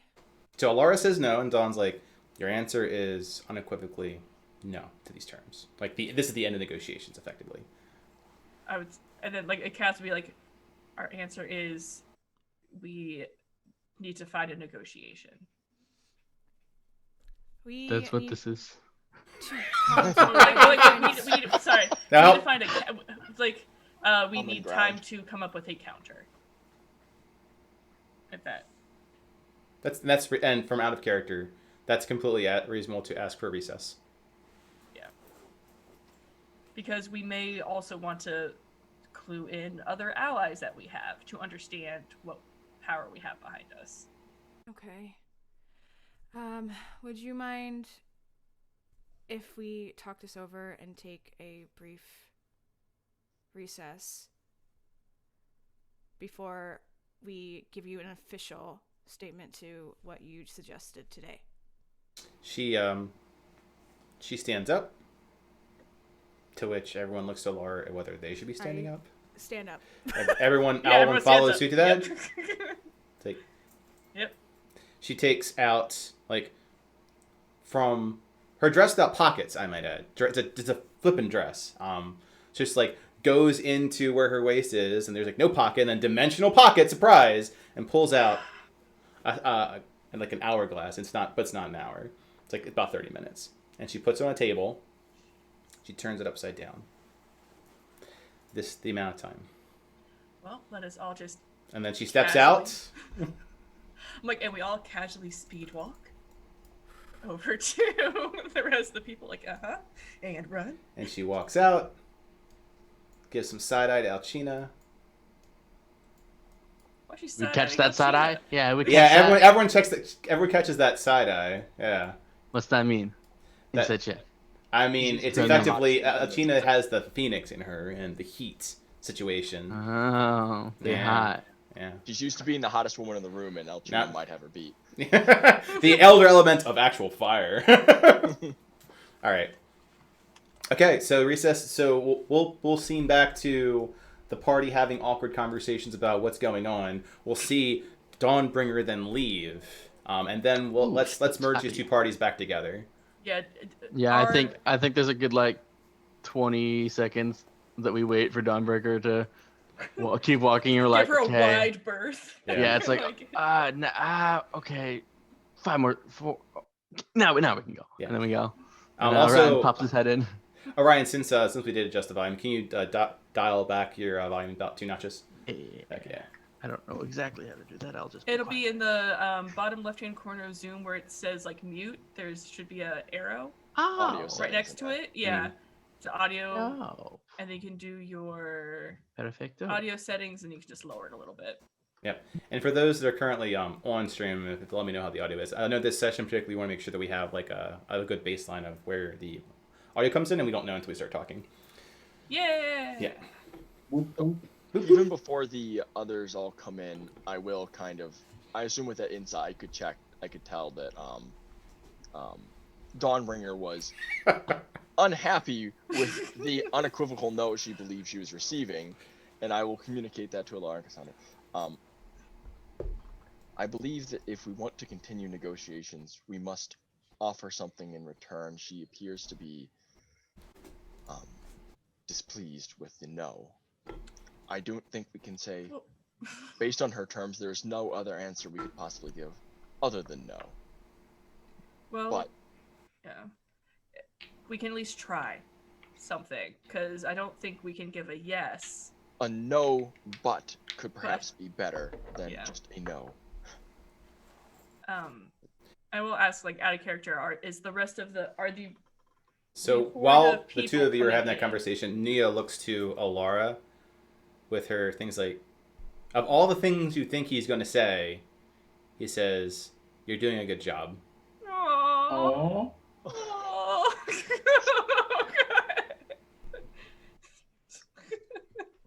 Oh god, she's gonna start crying. She is. Is this gonna be like new shower cries? She's just gonna be like crying. You did a good job. This breaks her more than anything else. I'm not crying. DM inspiration. Yeah. Doing good, sweetie. Good. Okay. Orion pops his head into the room. Well, like Alara's having an emotional response to her dad, like just affirming her leadership position. Oh. She didn't. I like that. Like, it doesn't take much. From Jet to be like, mine. good job. She's like, what? Hold on. What? What's wrong with you, Dad? Doing a horrible job. It's okay. Yeah, Okay. so like Orion is coming in because I. Perspective. She doesn't seem too happy. Why are we crying? I'm not crying. Oh, is Aldebrand, are you going with Orion, or are you staying back with Team Dragon? I'll head in. I'll Right. head in. But yeah, no, I'll head in. All right. Also, Okay. also drop your volume about like 2 notches as well. Gotcha. Everybody gets notch dropped. Oh, we're equalizing. I wish there was an equalizer function in Zoom. Notch dropped. And I've got mine turned all the way up. Yeah. So like Alara, Cassandra, Isaac, perfect. Then Orion and like Aldebrand end up being high. So I went to your lower and phrase jump on mine. Yeah. Is Team Dragon following in, or do we need to go out to see Team Dragon? Team Dragon appears to be heading into the tent, from what I Okay. understand. The Because I feel like we need theater to of the talk mind to Team assistant. Dragon. Yeah. Because I think we need further counsel of the powers we have behind us. Personally. All right. Well, everyone's in the same tent together, and you have the equivalent of 30 in-game minutes to figure it out. Oh gee. Oh great. Okay, alright. Or I Glad should, you got till I 5 should to say figure it like out. in character minutes, which time is very subjective at a table. Yeah. Yeah. Boggly, timey-wimey stuff. Indeed, All- yeah. Which is Everybody- ironic because we have a character called the Doctor in this game. Oh, God. He's the worst. I see an hourglass. Is this a magic hourglass? Do you smash it? Do you take your own out and be like, surprise! Time stop, continuity restored. And Cass will kind of look to Alara because this is a moment where like Alara is taking leadership and she wants to support her to be like tell them what's going on. A little bit She- in the dark. Stands up from her seat at the table and looks around at everybody in the tent. And she folds her hand out to kind of gesture to the hourglass. Time is extremely valuable in this moment, and we need to discuss some important matters. One of them, and the I just lost my frame. Feels in character for everything LR is going through. Yeah. No, it's not a character voice. Is it are you It gonna is- say one of the we need to she has offered negotiations? Yes, and, that's the word. yeah, and the terms are that we unconditionally surrender Yes. And she's going to have Atlas join with Elo, and they will destroy all of Arhor'ha. But And if we do Alara not will be able to surrender, ascend. And if we all do not surrender, then And if they we- will purge the camp and fire at noon. Uh-huh. I relay that to the. It's like that. I just kind of see like that both Cass and Isaac say that, and Alara's like,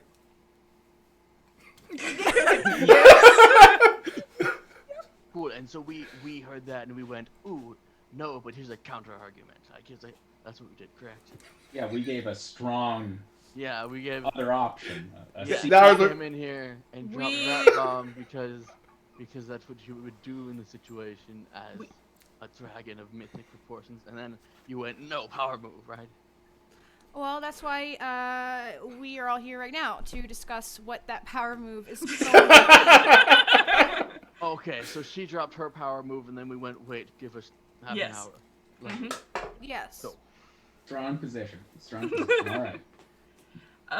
So I'm assuming all the dragon people are in at that point.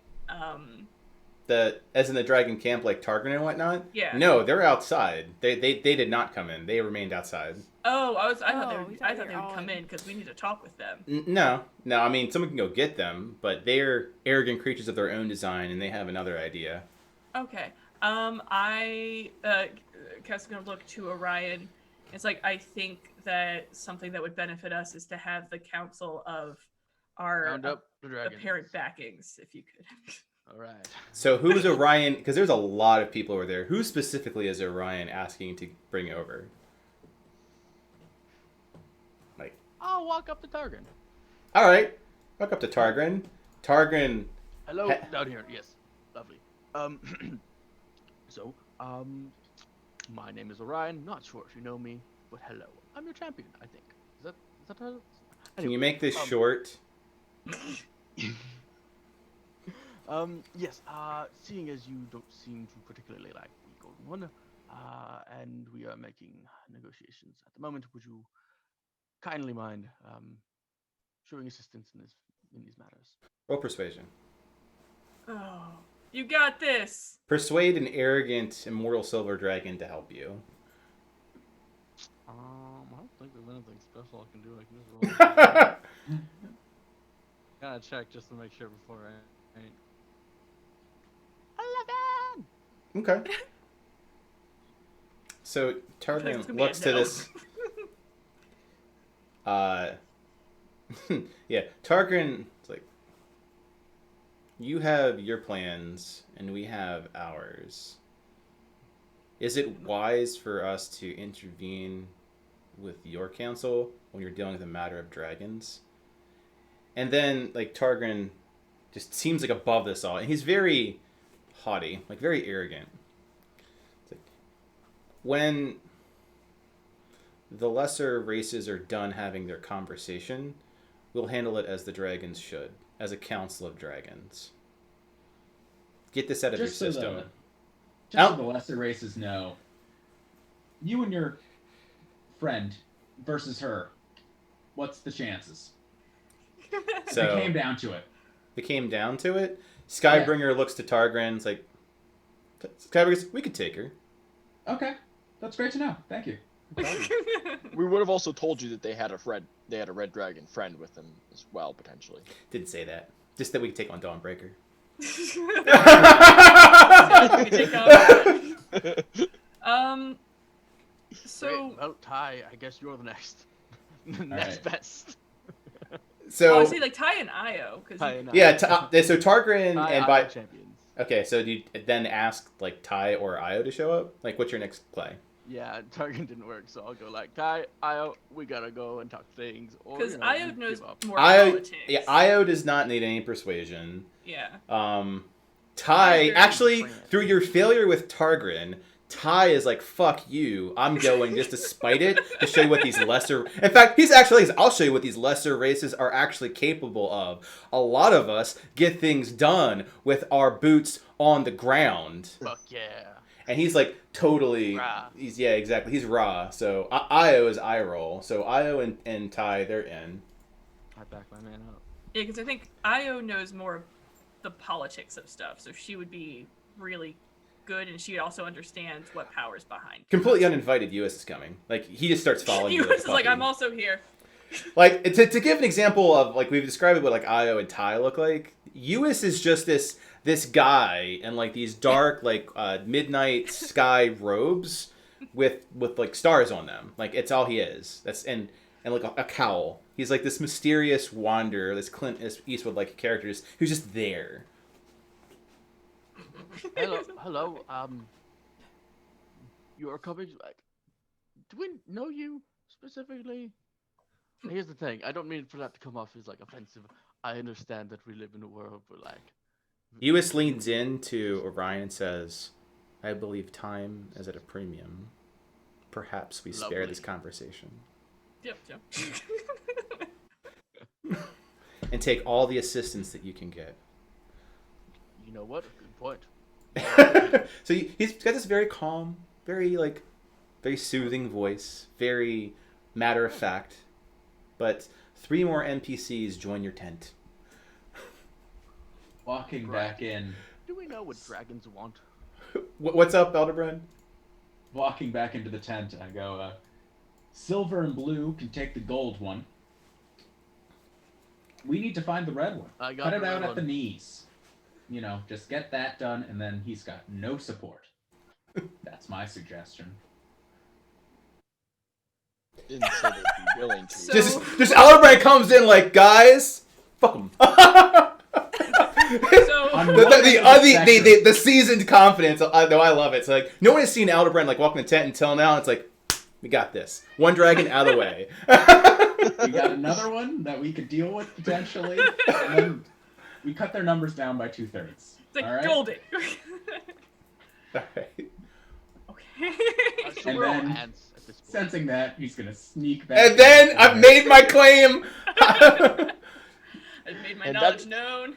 do the Ford high between like the one pole that just And- basically covers like your nose. Yeah. Yes. And this exercise is left up to you, the readers. Yes. How do we actually kill? Write in for how you'd like this to resolve. Yep. Put your comments down below. Well, Cass at least she hasn't met Io before, but she knows Ty, Yes. so she would kind of like Is it my nod friend? to Ty, be like, Dawnbringer has presented us with the ultimatum of we surrender, allow Elo to merge back with Atlas, and they will destroy Arhor'ha, and they will allow Alara to ascend, which is non-agreeable terms. We are trying to understand what powers we have behind us and what negotiations we can provide. Ty looks at Cassandra and gives the I'm all caught up. Just So, well, 'cause she knows he's This all military, makes so she's sense. like, I will give you the military answer. It's like, we also have until this hourglass goes to have our sidebar, and if we say no, they will kill us. Ewas like aptly observes in that matter-of-factly, it is not an actual hour in that hourglass. We are looking at approximately 27 and a half remaining minutes to make a decision. Alara recognizes Ewas, and so does Cass. I think both watch Yeah. the Forges, yeah. Remember, he did the cards. The and he cards. did the thing. It's like thank you, Ewas. It's nice to see you again. I smile and I toss him a nod. He nods back and like, these pleasantries have cost us 30 seconds. Okay, great. I don't know who this guy is, but I like him. It's like we are at a little bit lost an understanding of who we have on our side and what options we might have. Do you, Ty, and she kind of like looks to Io, be like, or Hold on, think. do you have any suggestions? So, interesting side fact to keep in mind for in character is that, let's see, Isaac and Aldebrand, annoyingly, don't know who Ty are because that whole entire memory wipe thing. He's just like, I guess he's a bastard dragon for the Targates. Like, who's this guy? Whereas everyone else does. So keep that in mind. He's like the idea of a Ronin or a rogue knight in this, or hedge knight from that perspective. So to those people, he has no authority. He's just random Dragonborn, which is weird because he's silver. So lots of things not matching up. Io then speaks because there's no question about her authority. She saved the world like a few years ago, and everyone knows that because everyone made it very, very known. And Io looks to the group, suggestions like, we don't stand to suffer losses. It seems clear that we bring the battle to them head on and give them terms of surrender. Greater powers, and she looks to Ty and then looks to Nuya and just kind of gives this I am the savior of the world kind of like here are the heroes look. Shit. The perhaps I have 20 charisma like look of the room, and it's like this isn't the first or last time that Arhor'ha has stand against forces that claim themselves to be indestructible and vulnerable, and through their arrogance have made demands that we have ended. And today will be one of those memories in the history of Arhor'ha where we stop them. And then, like, a little bit of the tent tears, like a little bit of light shines behind her.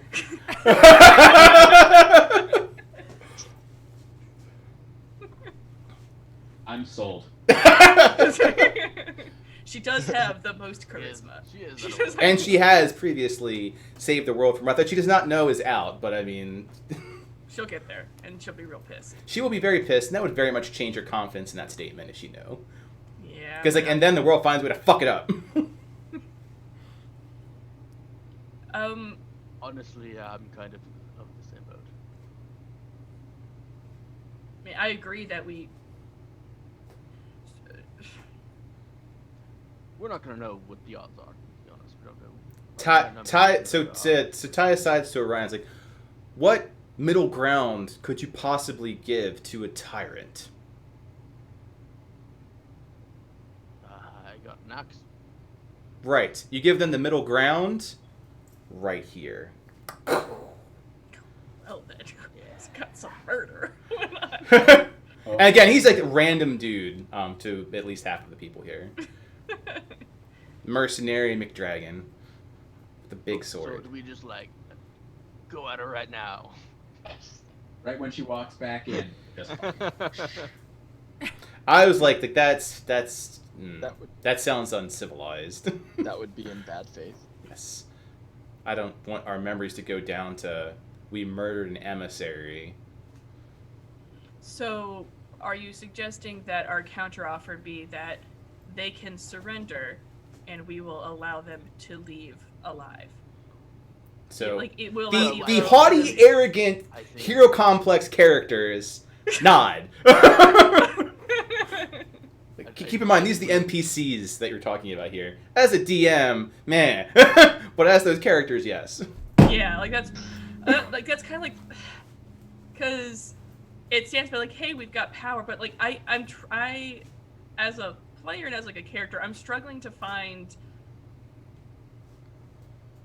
where that middle term would be of like, we don't want to surrender. So Ewis, who's does not have a hero complex, offers the basis of diplomatic and negotiations is to establish what each party values and to provide what they value that has lesser value to you in terms of agreement, so that it is best to understand what it is they want and what it is you want. Neither party truly gets everything that they want. That is the definition of a compromise. Is there a compromise that you can live with? Well, unfortunately, it appears that the two things that Elo and Dawnbringer want is the destruction of Arhor'ha and Atlas to combine with Elo. So, Ewis offers, like, okay. So you value Arhor'ha not being utterly destroyed. And they value Arhor'ha being destroyed, or something they value more than that? And he looks to Atlas. Perhaps part of Arhor'ha is destroyed. Is there a part of Arhor'ha you would like not to be destroyed above all else? Or the wastes are already pretty destroyed. And that's like all of Elohim, by the way. That's like half of the continent. Yeah. God. They have also shown little interest in the people of Aurora, which Yeah. may be to our advantage. After all, our end goal is to save lives here, correct? If they yeah. do not care about the people on it, then that is their actual goal is not our utter annihilation. Our utter annihilation is an end result of their goal, but perhaps we could come to an agreement that results in them getting what they want and us not perishing. Well, if the idea is that they are trying to destroy Aurora because it is Gigareth, this is purely, if we go on that line of thought, the physical body. Can we offer to help them get not the physical body, but Gigareth himself?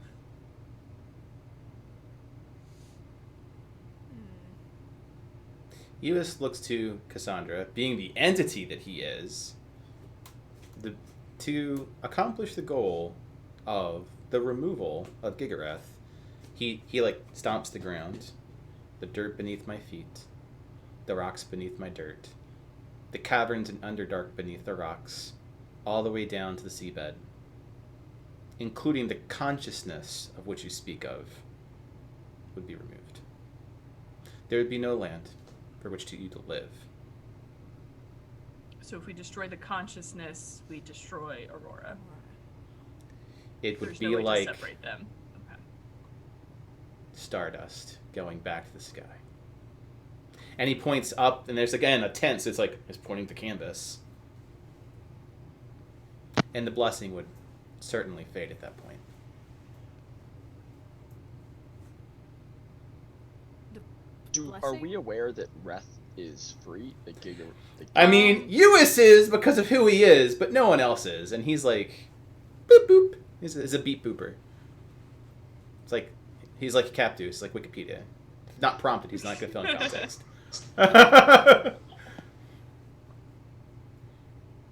And I think Laura said the blessing.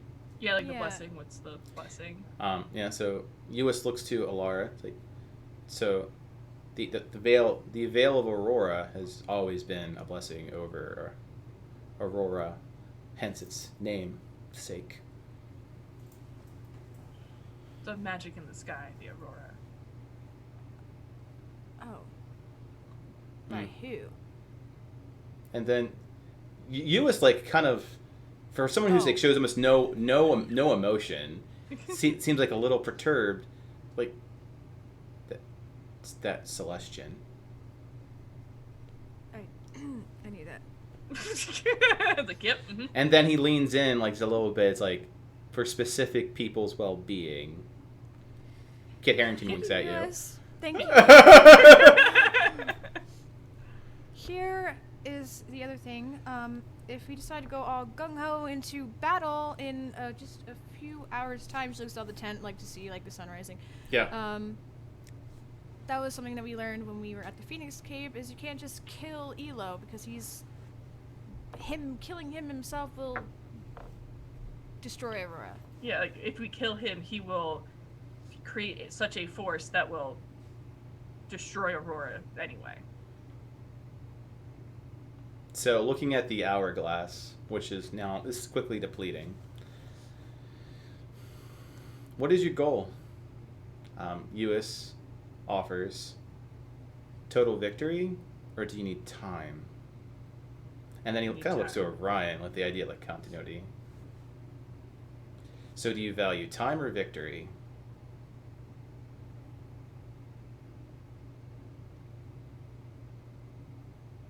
I Time? Oh, we can't hear you. If Ryan, if you're talking, I can't hear you. Although I do think I just kind of saw like Orion like just miming it out, which was very entertaining for my mental picture.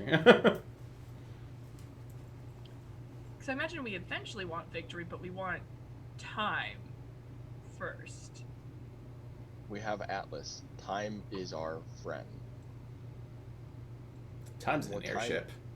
The more time we have, the more time we can give Atlas, the better.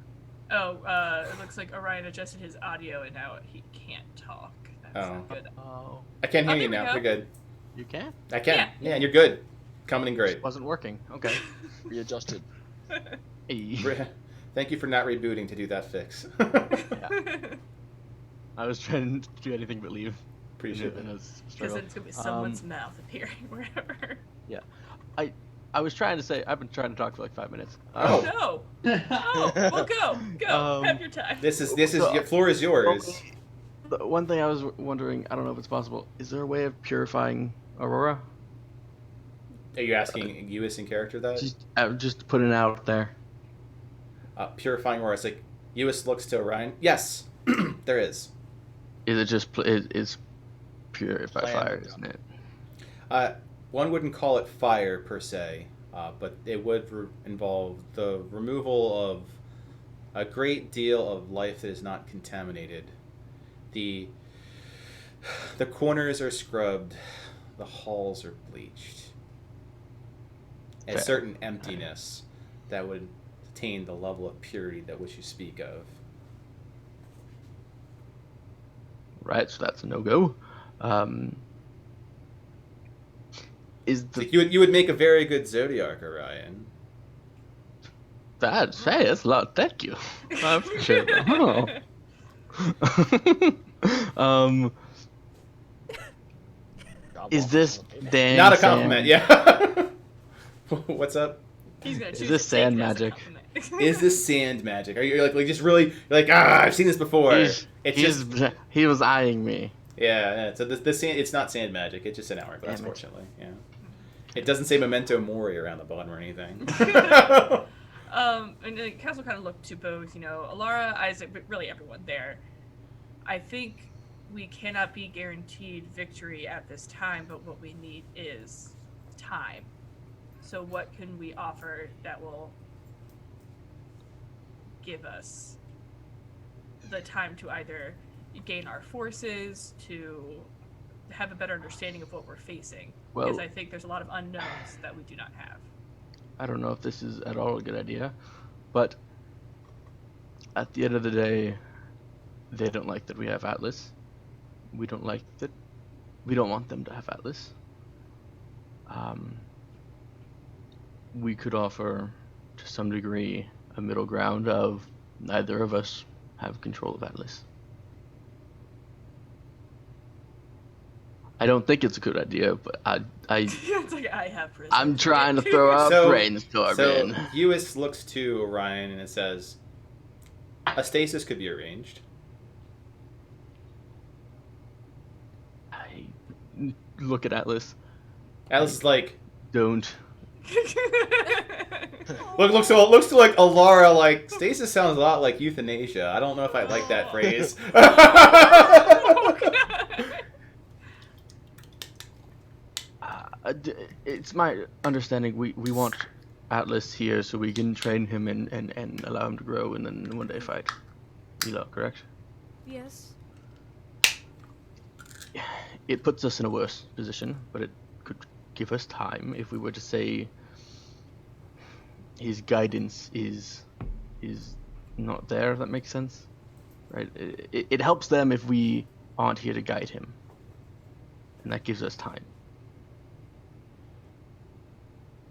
Uis offers Not great. In stasis, neither party could reach Atlas. And Atlas, by the way, is like not super thrilled about being in like time prison.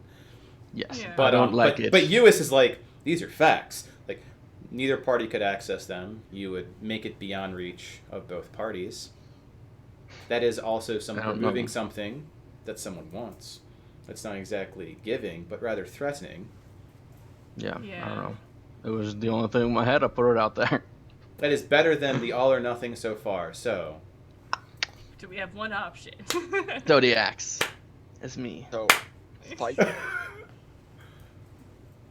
Our options at this point are fight or stasis, unless we hear another. Well, Is So Dave I- just so I understand the situation? Is this a situation where like we say no, and she says, okay, cool, I'm gonna go grab my army, and then like she leaves, and then we just battle it. Burn at noon. Like, is it like From a session yeah. perspective, they will react to it. Like, it could go to violence. It could go diplomatically. Yeah, there's a few different branches for this. Well, I have a question. She leaves, and she'll be like, hey, by the way, they said fuck off, bring in the fire. Yeah. So, I imagine, I mean, I don't know if Orion said it, because I know you went to go get the dragons, and they said, no, we're going to deal with this a different way. Very arrogant. It's like super arrogant. So, we're having this negotiation, but when the like, in Targrin and Skybreaker's mind, when is this conversation going to happen? Their council, and like, will We're all that dead, maybe? council make anything that we're doing here moot? So, like, Ty offers up, probably, have you met them? I've met the one, and she is terrifying. I mean, It's to get like to, they to don't- get about how much they care, one doesn't care about, like, sending someone into Oblivion just to further a chess move. And looks to, like, Io. I pat him on the shoulder. Right was there. Yeah. It's about how much compassion they have for you and yours. Well, it appears that the council is going to happen no matter what, is the vibe I'm getting. So, can we negotiate a stay of peace talks until after the council has occurred? Does that make sense? I think the dragons are more just saying, well, you'll all fight and die and whatever, and then we'll step in and pick up the pieces. You do It's kind you, of how we I do us. understood it. Yeah. Yes. So, like, Uis, like, tries to interpret that and struggles. He's like, at the end, you are then asking to buy time. What are you offering? You keep for mentioning time. What is it about time with you? So Uis looks to Orion. Time, points to the hourglass, which is giving very few grains of sand, is running out. It seems like the most important topic. Insight check. Go ahead. Insight check Is there a against. deeper meaning to that? I mean, insight checking Uis that's a bold move, but go ahead. Oh, it's loading. Sorry. My page is loading. There's the same guy that we spent like an hour trying to figure out the hidden message he was trying to tell Alara. Oh my goodness, we spent so long. We had to. It's like, can you give me a sign? Or do you like this? Do you know? Can you respond in colors? Yeah, you got nothing. Seems like face value. Iolanthe and Ty, you understand the forces that are behind us. Who exactly would be on our side to help fight against Elo? Iolanthe looks to Orion and says, all. Looks to Aldebrand. The Targaryen forces are behind fighting Elo. If Elo's goal is in removing the life on our lands, our home. Yeah. I think we're all good with fighting. I think we all understand that's inevitable. The question is, Do we need to we fight are now? here at a negotiation. What can we leverage from it? Offering a fight is not a bargaining chip in this regard. Yes. Yeah, Bargaining chip- it's like, I hear you want to fight, but maybe fight. We all know the fight's coming. It's just about Can we make the fight on our terms versus At- theirs? Atlas is the only bargaining chip that we have that they currently want. Giving Atlas over to them would be complete concession. That is the unconditional surrender they asked for, and it would be tantamount to suicide. yeah. That so is not an option.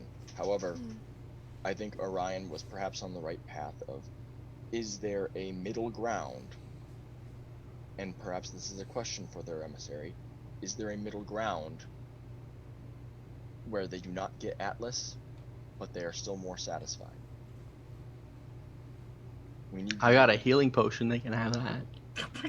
Like, We need to- I On give that you- note, you notice that there's not much sand left. shoot. Damn it. My bad. Well, no, like Yeah, I know. We're all struggling. We're all trying to think of what we can even offer as a middle ground because we don't want to give Atlas. Can we do a bio break? You know what? Yes, you can. So I'm like, it's I currently am. 5:05 Eastern. We normally 2 hours into a bio break. Seems like a well-timed thing. I am I'll nervous. I'll start us back up at quarter after, so 10 minutes. So that's the longest whiz you can whiz out. Go ahead. I'll stay on. Okay, I'll be right back, and then I'll be back here. We're gonna just casually chat. It'll be fine. Okay, and It's I fine. can stop video without messing anything up, right, Buck? As long as No. No, like do like a flash cover like this, because I think if you turn it off, it, Yeah, if you turn it off, it moves you. Yeah, it's a So you Zoom gotta- thing. It's a weird thing. Just But I tell you what, you can try it right now and turn it off and turn it on, because I can take this 10 minutes to fix the cameras. that is true. It does. Yep, it moves you.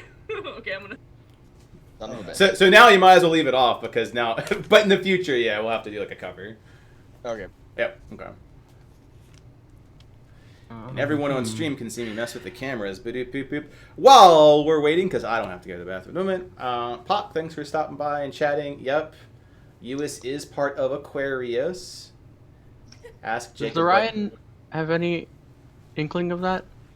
Of what? Uis is Having part met of Aqua? Aquarius? Yeah, Yeah. because he was visited in the Aquarius Forge. Yeah. Yeah, so I think that from in character, in his middle brain, that sounds like legit. Like possibilities. Okay. Hey Dell, how thanks for swinging by on the Rollflans. It's going pretty good. Party is working through peace negotiations with an arrogant gold dragon. So I mean that's always the fun adventure. What did you do today? I argued with a dragon that thinks that they're better than me. Every dragon always. So this is Alara. I'll move Alara over here. Shout out to Anita who stopped by with all the hype. Thanks for coming by and watching us be nerdy. And to Baka, so Odes player. Thanks for coming by. Oh, Ryan has seen Sarburger before. That is correct. Yeah, Ryan has a lot of knowledge in the brain pan, but it's all over the place. Like which timeline are we talking about here? All right, so that one is Aldebrand. I'm still trying to think. It's difficult. Oh yeah, they're definitely thought scenarios. Oh, Caw-caw! that was loud. That was loud. I will close this door.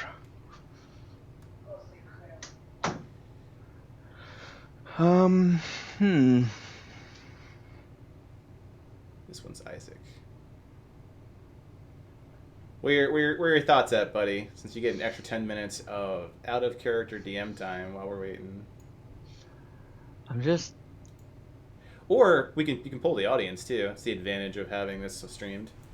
What do you guys think? Yeah, What do you, the audience, think that they should do? Any ideas to help them out in this time of dire need? Please use chat below.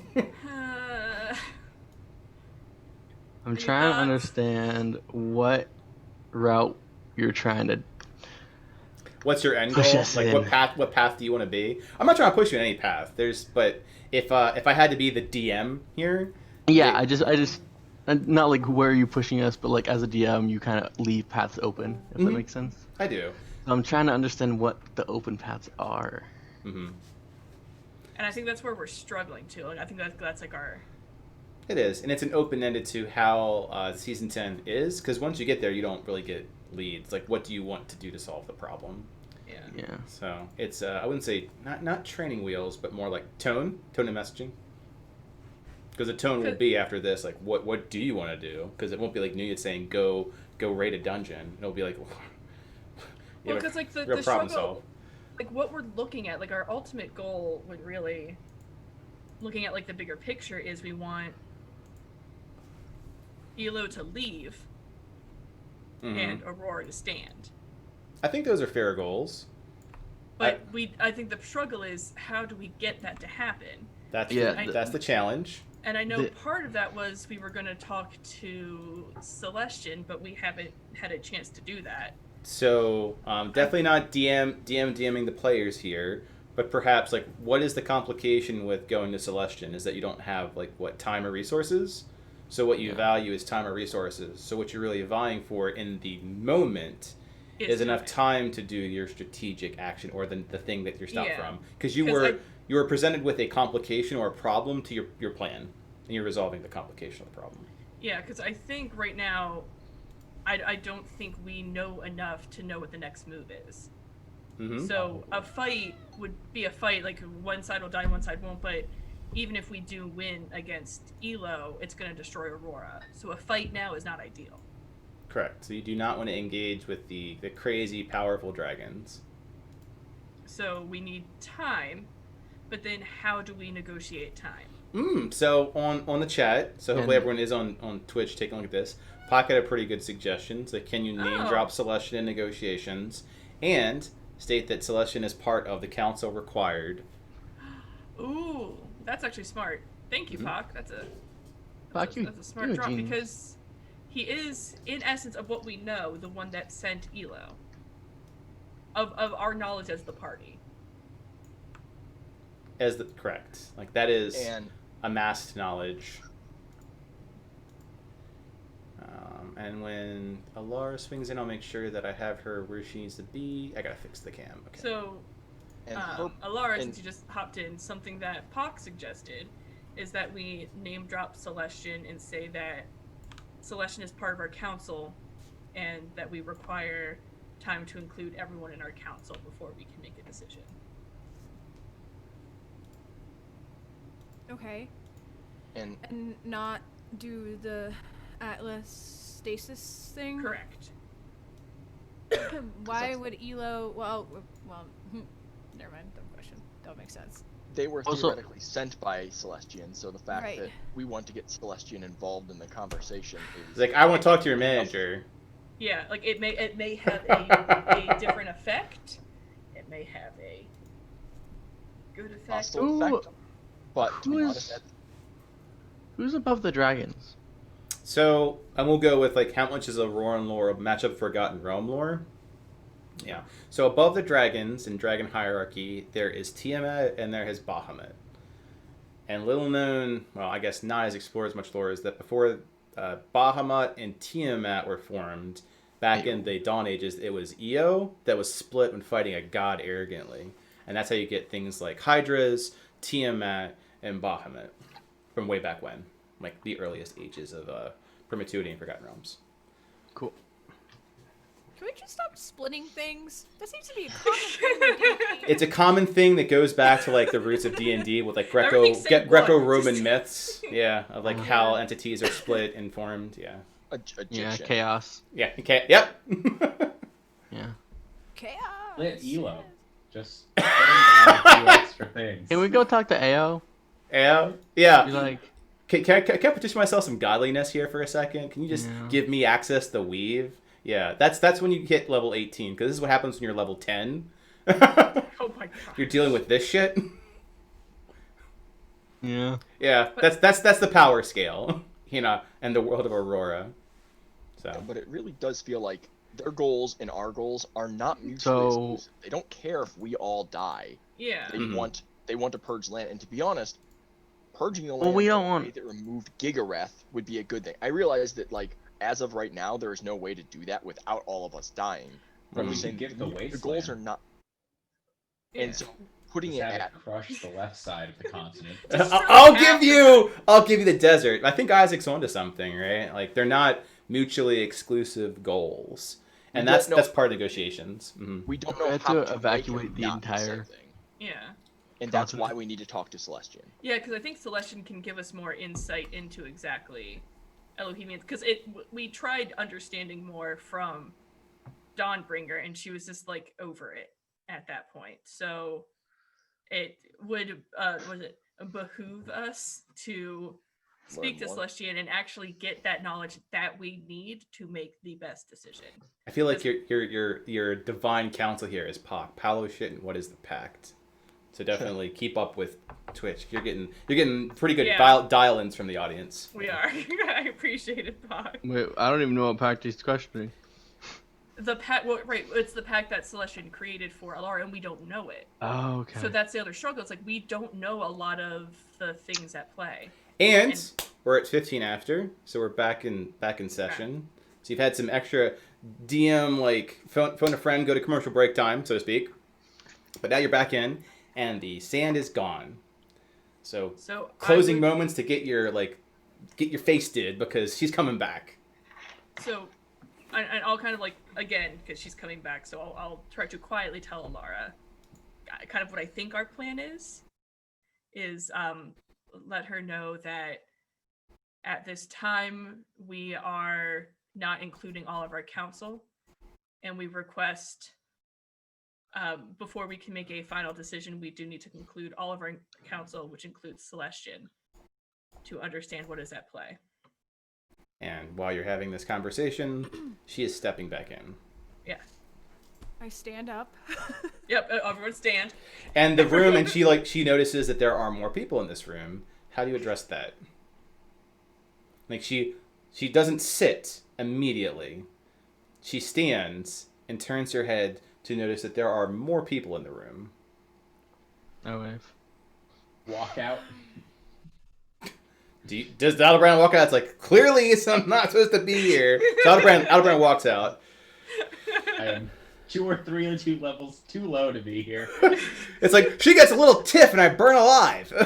Yeah. Level 4. So, Alara, you might want to introduce the people. Should we introduce them, or should I make them go away? It's a call you have to make. Yeah, that's up to you. You gotta make it quick. Gotta make it quick. She's crowd. She's looking there. Oh, okay. Time. I'm gonna have a panic attack. Done. You have to make a decision. What is going on with those people over there? Can I ask of you, Ty, Io, US, to clear the tent for these further discussions, please? But you didn't call it Orion, so you're not asking him not to stay or go?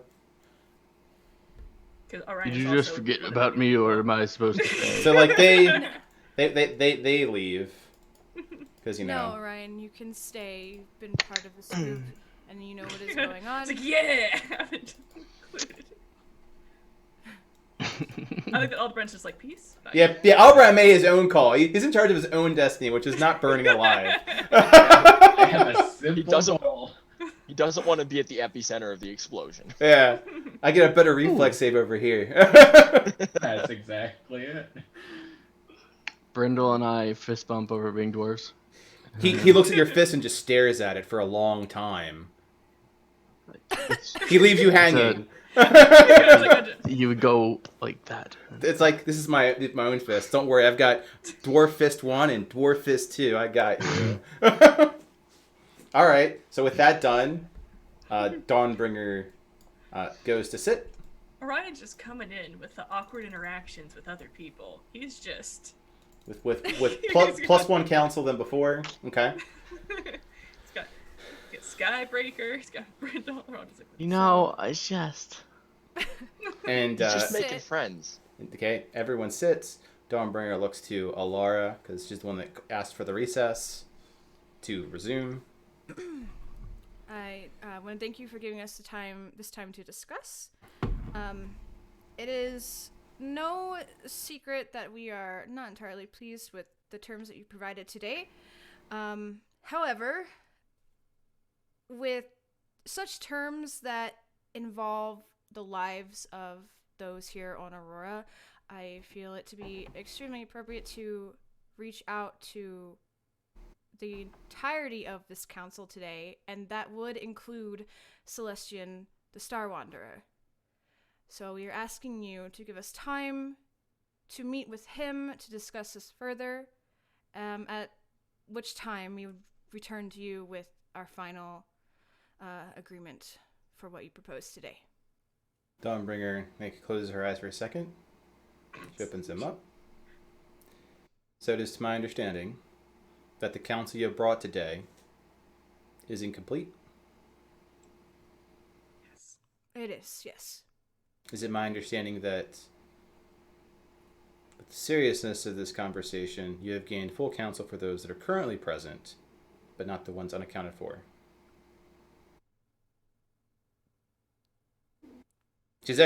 And you can insight check that. Actually, no, Isaac's your kind of like your brain. Insight check that. Can I assist Isaac? If you're next to Isaac and kind of like going through hold on to my dying, then if that's the inspiration to make case, sure then that- yes. Can I apply the new constellation to this?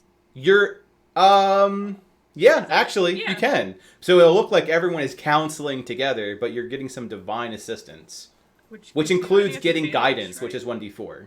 So Oh, 1d4 right. and then like advantage on. Right. So Isaac gets to roll with advantage with his internal counsel and gets guidance, which is additional 1d4 for his roll. We're backing me up, Isaac. Isaac. Yeah. You'd be like, you Come got on, this. Isaac. You can. Yeah. Bring the big brain to the table. Big brain. And it's like 4. Oh, crit. Hey! Okay. The best So big don't brain. worry about the guidance. That advantage really worked. The What most effectively brain. had to ruin it. Which is effectively saying is that are you completely incompetent? So if you do not say the people you have brought here was the best faith effort and yeah you have everything you need from one, you're admitting that there's no point in negotiating with you. You're completely inept.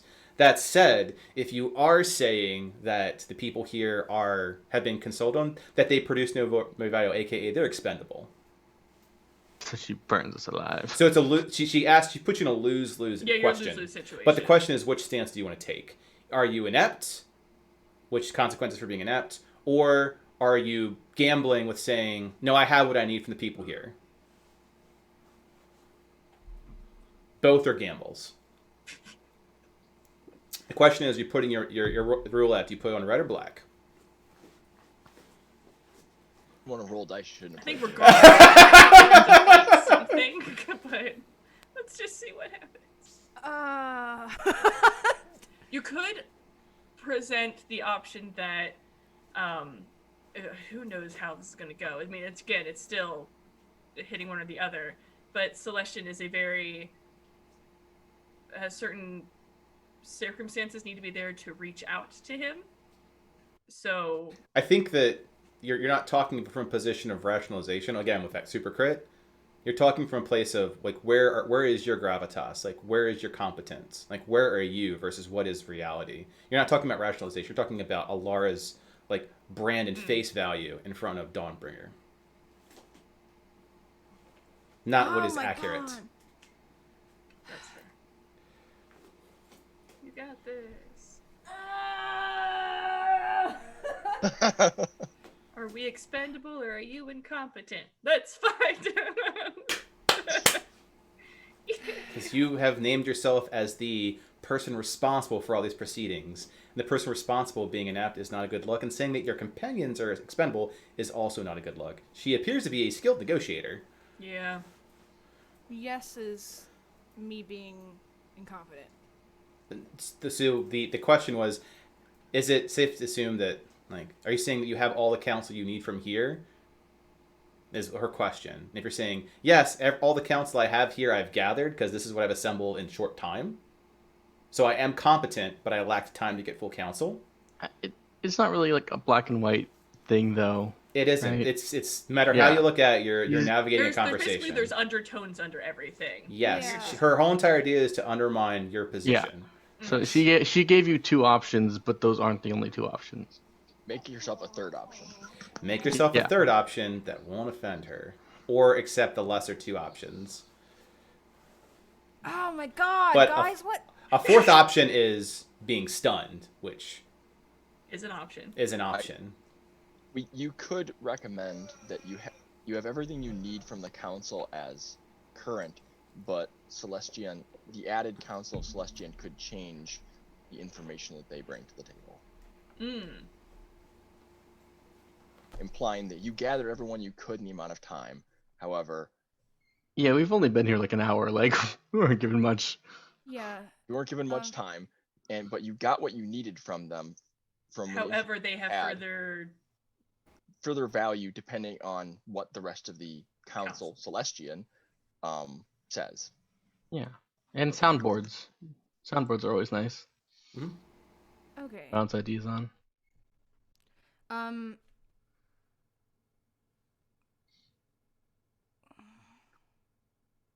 Who knows? In the amount of time that we were given, I was able to get enough information from my council here today. However, speaking to Celestian, knowing where he stands with this situation and his involvement in this situation, could change our response to you, which is why we are asking to take the time to speak with him. She clarifies. So you're requesting time and patience, knowing that our Yes. forces are at our border, at your border, with the council that you've amassed being an incomplete amount, but wish to take that council, further augment it for further diplomatic engagements.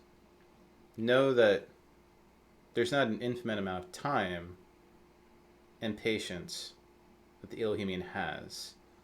What are you offering to obtain this time in council? Ooh.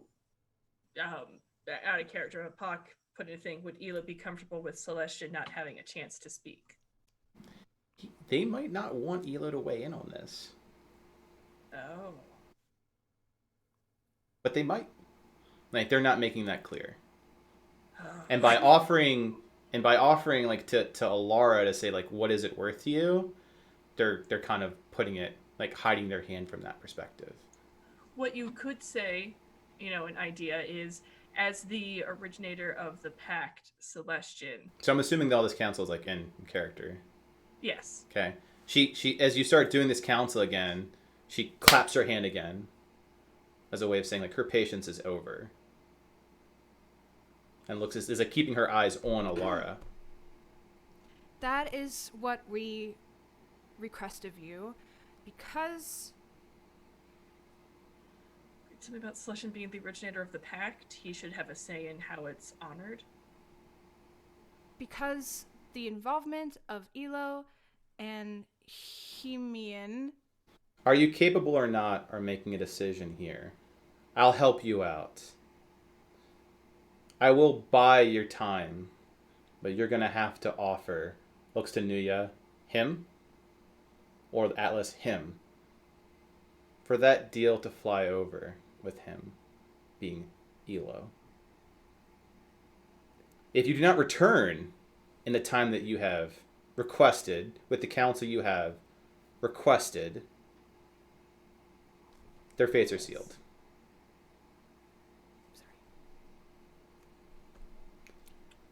I lean back in the chair and look to my father and then also to Atlas.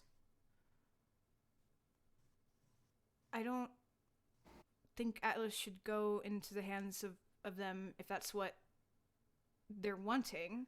Yet Nia just straight out says, like, while keeping an eye on Dawnbringer, it's like, of course, she's forcing your hand.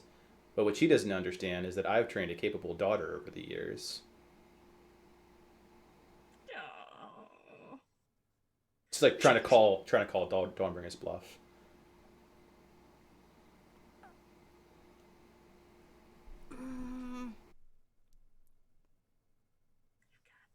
Well, New Year, is nice to meet you. So I think my father should go in that Wait. time. Can I provide out of character stuff real quick? That might help. Because of my knowledge For his of safety. like seeing like TV shows where do like negotiations and stuff like that. It's the idea of you take something valuable to that group so that you have kind of like a fail safe, so that we can't just like run off and not return. It's like you run off, you don't return, I'm going to kill Leverage. Yeah. It's This captive, bail. it's leverage. Yeah. Mhm. It's So I bail. think Yeah, I think exactly. Bail bonds. Yeah. You're- Yeah. Yeah, that's what So I we're. think- Hosting Nuya what- is bail. I think what Nuya is saying is that they can have Nuya, but that you are very capable of. They think they're defanging the effort, but yeah, he's saying but they're not. not. You're saying you are strong enough to be able to be without Nuya and be fine. Is what Okay. he's trying to give Yeah. you. He's trying to give you that power, being like, let them have me. Yeah, we know what cards are in our hand. I call your bluff is what Yeah. Nia's saying, regardless of what cards that we have in our hand. Then that will be agreed upon that we send my father with you in the time that we go to seek out Celestian and counsel with him. Okay. Dawnbringer smiles, a little bit brighter than the muted before. Then it appears we have some terms that we can work with. Nia will go with us. How much time do you need? Out of character, how much time do we need How much to time do get we there? Like It's like, 10 So, years. if just Go for the upper limit. Just go ahead and Lord of the Rings this shit, right? Just go the family circus way. It would be a safe assumption with like your standard encounters that can travel and bullshit and your standard D&D lands that if you ask for 2 months, it's a fair amount of buffer to get to Starset Lake And back. and back. Right. okay. And back. That's ground travel. That's not including like weird shit that high level people can do, like teleport or fly, etc., etc., etc. So reasonable moving forces on the ground is 2 months. It's 2 months. Okay. So I think that's where we should start. Okay. So I look back to her. We are requesting 2 months' time. 2 months. So Dawnbringer takes the hourglass, Oh, turns it upside down, and now the grains of sand are following so slow. One might say at the pace of 2 months. Non-magical my ass. Yeah. O'Brien's like, I call bullshit. I Fuck, asked you about lied to that." me.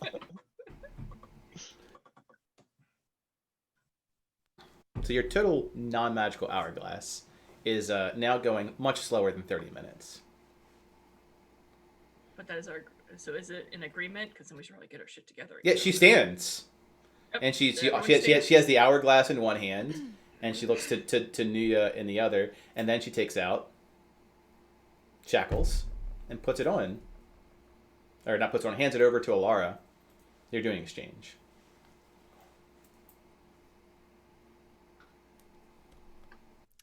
On your dad. On your dad. On just- your he dad. was- that you're doing a good job.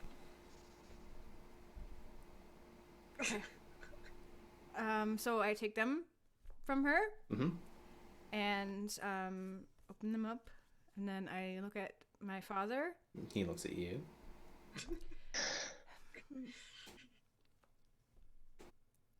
2 months' time, and we will be back.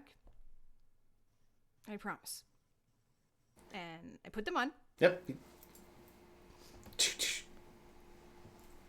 Totally try not to break right now. Yep. And you can tell, like, Nuya, like, all these, like, things, like, I could say things. Like, you can tell he's not saying a single thing. Because of that. Doesn't want to, like, break her. Yeah. And Cass is attempting to give some sort of like strength behind her, be like, "You got this." But I'm also trying to like live up to what he said too, right? Like Yeah. trying to Mhm. So, not be. Doesn't need the support. yeah, exactly. So Nuya walks around the table and leans into Cassandra and gives her a message, because doesn't want to give it to Alara right now, and says, "Follow your heart." And he walks around the table to join Dawnbringer. Boop, boop, boop, boop, boop, boop, boop, boop.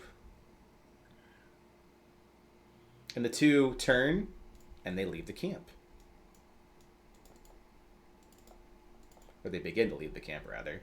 So, Aldebrand, you're like, fuck the epicenter. You see, like, High Commander, ex-commander of the Order of the White Flame of Elohim, a multi-century-old elf, leaving in manacles with Dawnbringer. Well, it's a better ending than swords and blood. He's kind of a dick. I mean.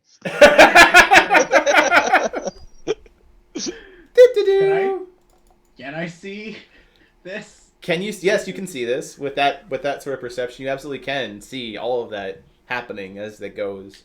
Like it's quite a scene, almost like shame, ding, like making a parade out of taking the commander out to the troops in manacles.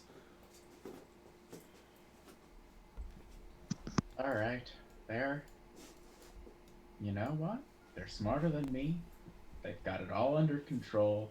We probably got a good few years to deal with this situation. And the dragons are forever. It's all gonna be fine. Everything is great. Okay, so you bought yourself. Well, Albrand's thinking that. Do you join the group to confirm some of your optimistic suspicions? While I'm walking back, do I spot my daughter? With that perception, where you currently are, yes, and she is absolutely hiding from you. I'm gonna look away and start walking, and I'm gonna take a few steps back and look at her again. She's like, hood on, like, I'm just here. I'm just a human. Just just being a human over here. Elena? Just totally trying not to respond. Oh, absolutely not. I'm just drinking my water. Elena? I'm gonna take off the hood. Mm-hmm. Oh yeah, it's her daughter. Like, how dare you? Oh, fancy meeting you here, fellow soldier. Good. Uh-huh. Oh, geez. Why today? So many. Let's watch the dad. Let's watch the dad. How are you times. here? Well, fellow soldier, a soldier of a fellow, I have 2 feet that travel very well in the company. What did your mom say? Does your mom know? There are great people here, of which the footsteps are literally followed upon. Our home without telling me, your mother, your brother, and you left all of your responsibilities at home. I believe that the most responsible thing to do is to save the world from villainy. Okay. Much like, and she like puts out to these, like, much like our forefathers did, and we shall as well. A name for ourselves to be proud upon. Oh, good God. We shall be the 5th house of Crystallis in no time. Good. Fully support you and all of your choices. I'm glad, and she starts running. No. Go ahead, Legs have to go grab her, because the second you say that, just like, I'm glad you agreed, bye. Fuck no. Expeditious retreat. All right, so the 2 of you are just running around this tent. And Like, these are very serious things. like Gravity Falls, Grunkle Stand style, just around the tent. all right, fucking athletics. All right, you grab her because you can dash a little easier than she can, and you grab her. I'm gonna do a fucking like fireman's. Yeah, walk fireman over the carry, shoulder. feet kicking over the shoulders, like, unhand me, fellow soldier. I unrank you in every way you are going to be. People are staring because it looks like an old man is stealing a young woman in a war camp. Alana, we're finding somebody you can cast sending. We're calling your mother. We're gonna. I will do no such thing. I do not consent to this brute test display. You are 16. You do I am right? 21. She's not. I am 21. This is I am an adult capable of making my own decisions, and I decide to be unhanded right now. You have demonstrated the lack in your decision-making abilities so far today. All right. Okay. So you are, while you're chastising your child, I'm walking back into the main tent with everybody. with okay. my daughter on my shoulder. Yeah, she can't do anything about it. So Albrand does return, and there was screaming outside to break up your world-ending conversation. And Albrand returns with like a 16-year-old girl like over his shoulder without context. Here you go. Orion just like nods and just fully accepts it. Like, sure. Can any of you cast sending? Not today. Not today. Not Wait till right Not now. today. And Alana's like, not ever! Your mother must be safe. My mother is proud of me and the things that I do. I am sure she is, honey, but we really do need to call and find out what we're Send a gonna do. raven! Which will take weeks if it gets there at all. Send a raven! We do not have dimes for fucking ravens. You're in the frontier land. That raven ain't getting there. Fucking Councilwatch is like, If you guys need I'll- me, I'm gonna be out here. who's on your shoulder? A fellow soldier who does not appreciate being manhandled like this.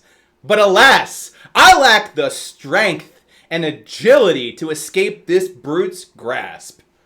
And the Council looks like Aldebrand?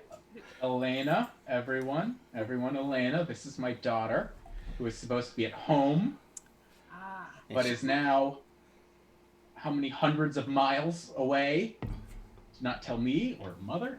Oh my god, she's gonna be so angry. I don't even know if your brother would fucking notice you're gone. Okay. So I'm Dad, gonna how go did you find get a- here? Yeah, how did... Oh yeah, how did you get How here? did you sneak into a war camp? Who allowed you in? You asking Alana this? Like from Yes. like the kicking feet side of Yeah. things? Yes, I am. I have no regard. Yeah. I am a fellow soldier saving Okay, the let's- world. Stop the act. It's not an act. It's not We're an already act. in My trouble. services are very valuable to the Targaryen army. I am sorry that you don't seem to think that way. And she's like literally beating on him that you don't see it that way, but they have seen my talent firsthand and welcomed me into their expedition. How else do you think I would get here? If you just stop being Kicking feet. such a struggle, I'll teach you how to swing an axe properly. Oh, that's That's fantastic. amazing. I accept your proposal. Kind voice from the side that I can't have. You must be very, very tall and very capable, and I can't wait to learn the ways of axe out. fighting. I put my head on I'm there. giving Orion a death stare. You're like 1,000 yards. My survivability, looks at Dado, will go up drastically with more martial training that someone wouldn't The provide. exact opposite. You are a ranged caster. You should have no thing. I need to learn how to parry better. Someone just thinks I should learn books and firebolts. You know what, great? You can't parry a sword with a firebolt. Yes, you can. It's called counter. Well, then you should treat me that, but you don't. Instead, go learn books. How can I save the world from a book? I guess I'm actually gonna walk up to Aldebrand, you know, as a woman person, All right. and be like, I know that you did not expect your daughter to be here, but during these particularly rough times, wouldn't it be best to know that she can fight and have her by your side where you know she will be safe? What's safe is relative, but you know. There are so many things I now must consider. Is it safer if she's with us, or is she safer here? Is the fucking time? It's Okay. anywhere in Aurora really safe right now? That is a separate question entirely. If we all get Alright. purged, at least she's next to you. Okay, Elena, I'm gonna let you down. Just don't fucking run away, okay? Thank you, she says, like kind of saying like it was really your choice.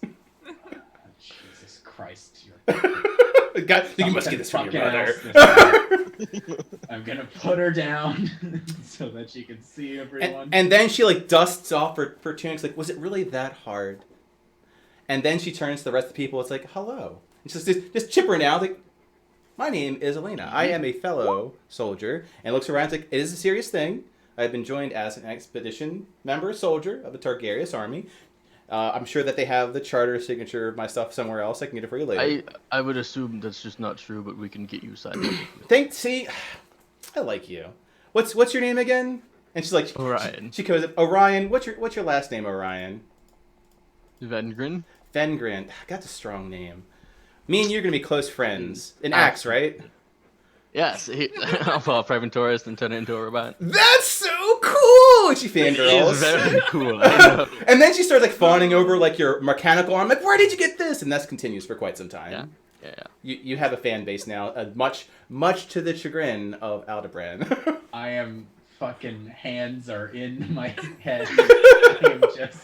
I'm sitting down.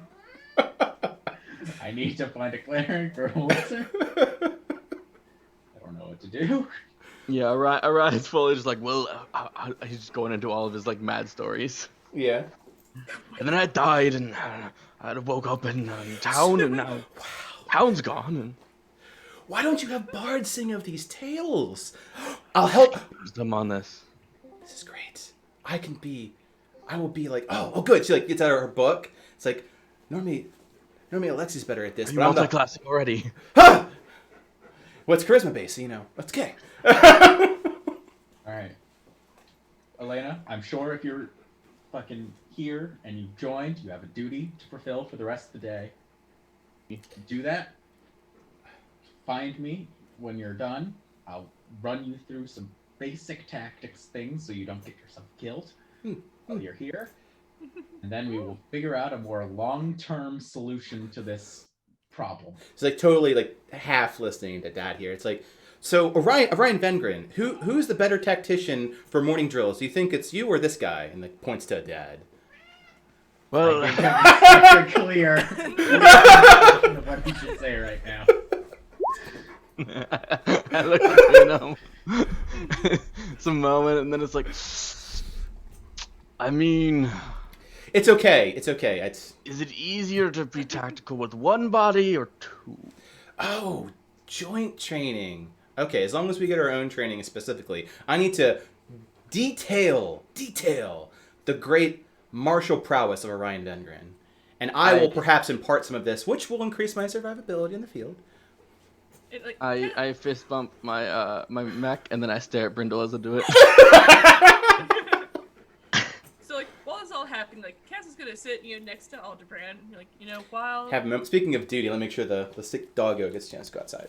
yeah, it's like while this arrival was unexpected, we are unfortunately on a time crunch, and Oh yeah. we maybe can do this while traveling. We may want to catch everyone up on what our situation is.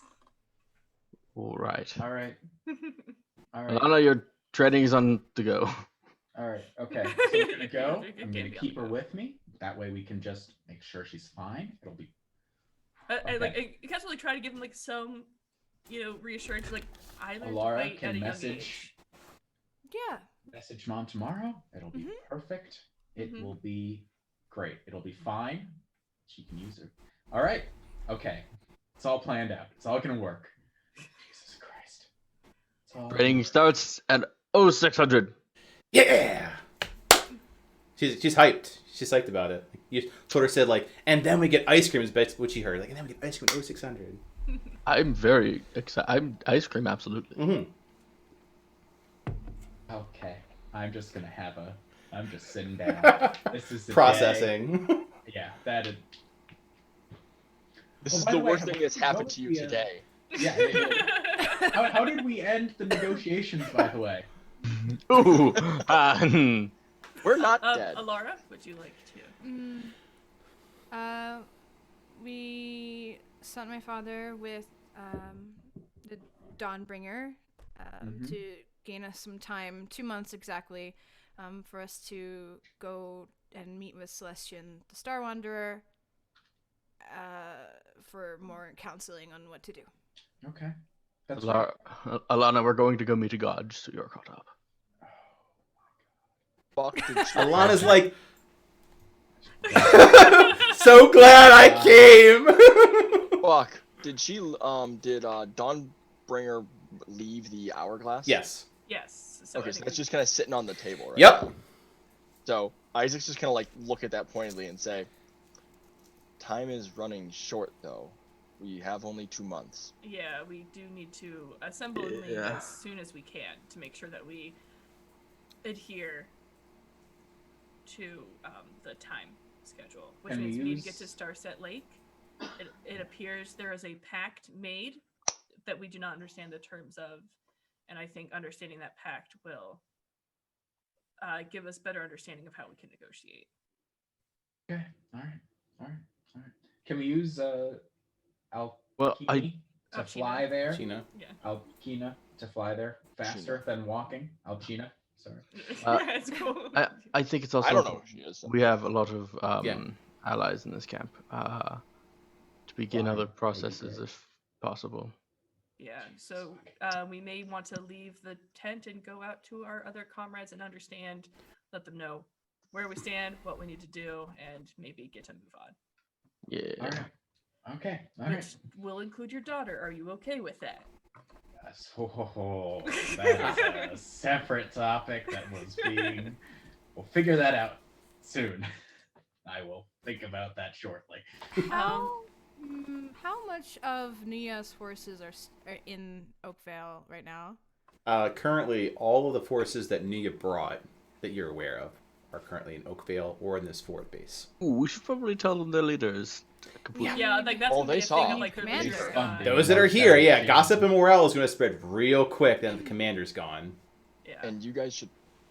I mean, Isaac's not. Alara, really is it invited, a you can bring conversation yourself. you wish to take up yourself, or shall others handle it? Well, as like a question, because like Isaac would probably know this coming from Elohim. What is the army? What is their viewpoint on Alara? Because I know in Elohim there's like some differing Yeah. opinions. Like, do they see her as an authoritative figure? So, for things that are even before Alara left Elohim, she was like de facto the person that was supposed to take over Nuya's job.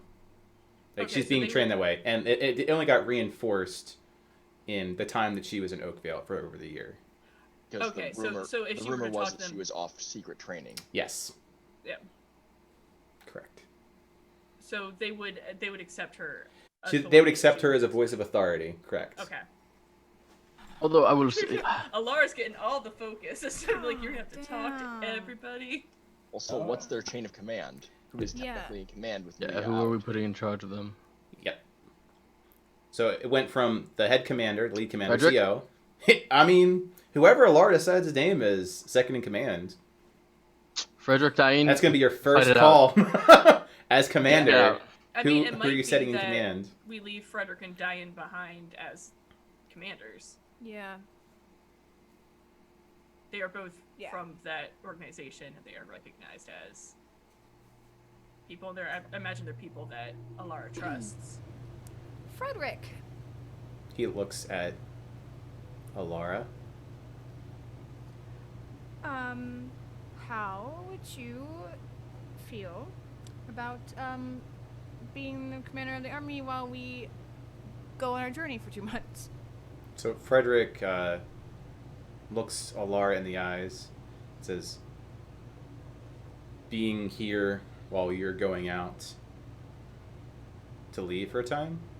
I mean, you don't have to say it like that, Frederick. It's a little. He thinks for a second Them and is says, and support. for the moment, like for all the fun side things we have with the Frederick Alara situation, he says with great confidence, I would politely decline and would rather travel with you. Dain, you're up. Diane's like, Oh. So Diane now have- knows he's the second choice. Diane's like, no, but with the way Diane is like, the obvious choice, Alara, is someone who understands all of the protocols in the Elohimian army Mhm. Correct. and will Yes. hold them to the way that your father would have wanted them. Yes. With also the way any changes you would like to add. I am your loyal servant. Hey, look at that. Frederick looks to Diane like, even he's like, that's a bit much. Then, Frederick will remain with us then, and Diane, you will remain here, to direct the army until we return. And I am entrusting this with you. You may want to go with Diane to the forces them because I think if Yeah. Diane goes in and like, Sandra. I'm in charge, guys. Well, she understands like military command too, and we can, I'd say, hand wave like at some point in time since we're gonna Yeah. have like an hour session Oh, time. that's that true, yeah. that during that time before you can do an session, you do the announcement of like Yeah. what happened, and so that you're not taking Make that out. Alar not have to make so many announcements of Thank of you. power. Just like- She is very much at the tip of the spear for this session and a lot of these proceedings. But you've been doing a great job. Yeah, Nia's happy. He's got full faith, full Made confidence. Nuya proud of you. Wait. You made your dad proud. Are you drinking alcohol or is that energy drink? It's a white can. I am a basic. Oh, good. This is my confidence juice. Helps. Sorry. Okay, so you resolve the chain of command situation. We can offline that piece of it, or say off-scene it. That will Yeah. occur. Okay.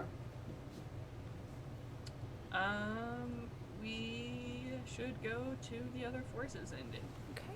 let them know of our next move. Yeah. Find out who we're taking with us, who we're keeping behind. Trying to get intelligence on both the path there and what else is going on in the land. So I'll leave some people in this tent that I know are definitely not going with you. Brindle doesn't give you an option. He's a stalker. Yeah, Alana what was his whole deal? believes that He- I'll cover it real quickly. He believes that Alaria is going to be the bringer of the apocalypse. So he's kind of like the fail-safe trigger, he believes. Oh, that's Literally having a gun to the back of your head as you make your decisions, because that's the best way to help Alara through this, right? Yeah. It's fine. Everything is. Yeah. Alana is effectively like the traditional follower now of Orion. Just writing everything down. I'm fully just Thanks. saying so much. Yep, just to- Atlas will be heading out. He's words. Dain stays in like, I have ascended. Yes. Who's the boss? I'm the boss. Like, looking in a mirror, like pep That's talking right. himself. There's like no charisma. It's gonna be fantastic. All right. Okay. So people who are outside. There is Clyde. There is Alcina. They have been staying away from proceedings. There is the Targrin camp, Dragon camp.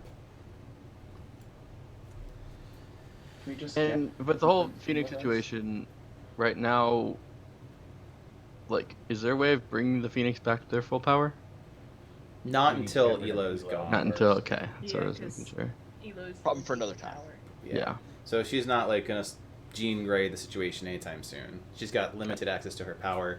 And Clyde, although he is regional manager of death affairs in Arhor'ha, he also has a day job now. Mm-hmm. Cool. Probably responsibilities. Well- so we can't just like, hey, could you go reap this person? Yeah. No, sorry, hands are kind of tied there. Yeah. I have my own protocol to follow. Dead Like Me, great series from like a while ago, worth seeing for seeing what Clyde's life is like now. I think it's on Netflix. Well, time to head out. I mean, is it? You haven't talked to any of the Uh, group over here yet. Yeah, with I don't know. Gregarious or the dragon. Alana's like a man of action. He leaves, leading the group. She just narrates like a bard behind him. Well, This is great. I think in terms of The like Orion fan club. Yeah. I think in terms of like Alcina and Clyde, Aldebrand, you should Aldebrand and Orion should talk to them because Phoenix. Yeah. We want them to join us. Like, what would they like to do? Mm-hmm. And Yeah. would they like to join us on the journey or see to other affairs and meet back up with us in 2 months? Alcina, Clyde, Orion, hope we're doing well. Vengren. That is last name very cool, I've been told. Oh no. Alcina's like leans over. It's like, don't let it get to your head. Angry parents are angry. Clyde says. At this point, I know we were traveling together already, but what are your desires? Where are you headed and planning on exploring and doing? Well, we have 3 children that we would like to know are okay. So we are planning on heading to Crystallis to check up on them. Oh, you're heading to Crystallis. And I look at Elena. It's like, can't be done. Too far.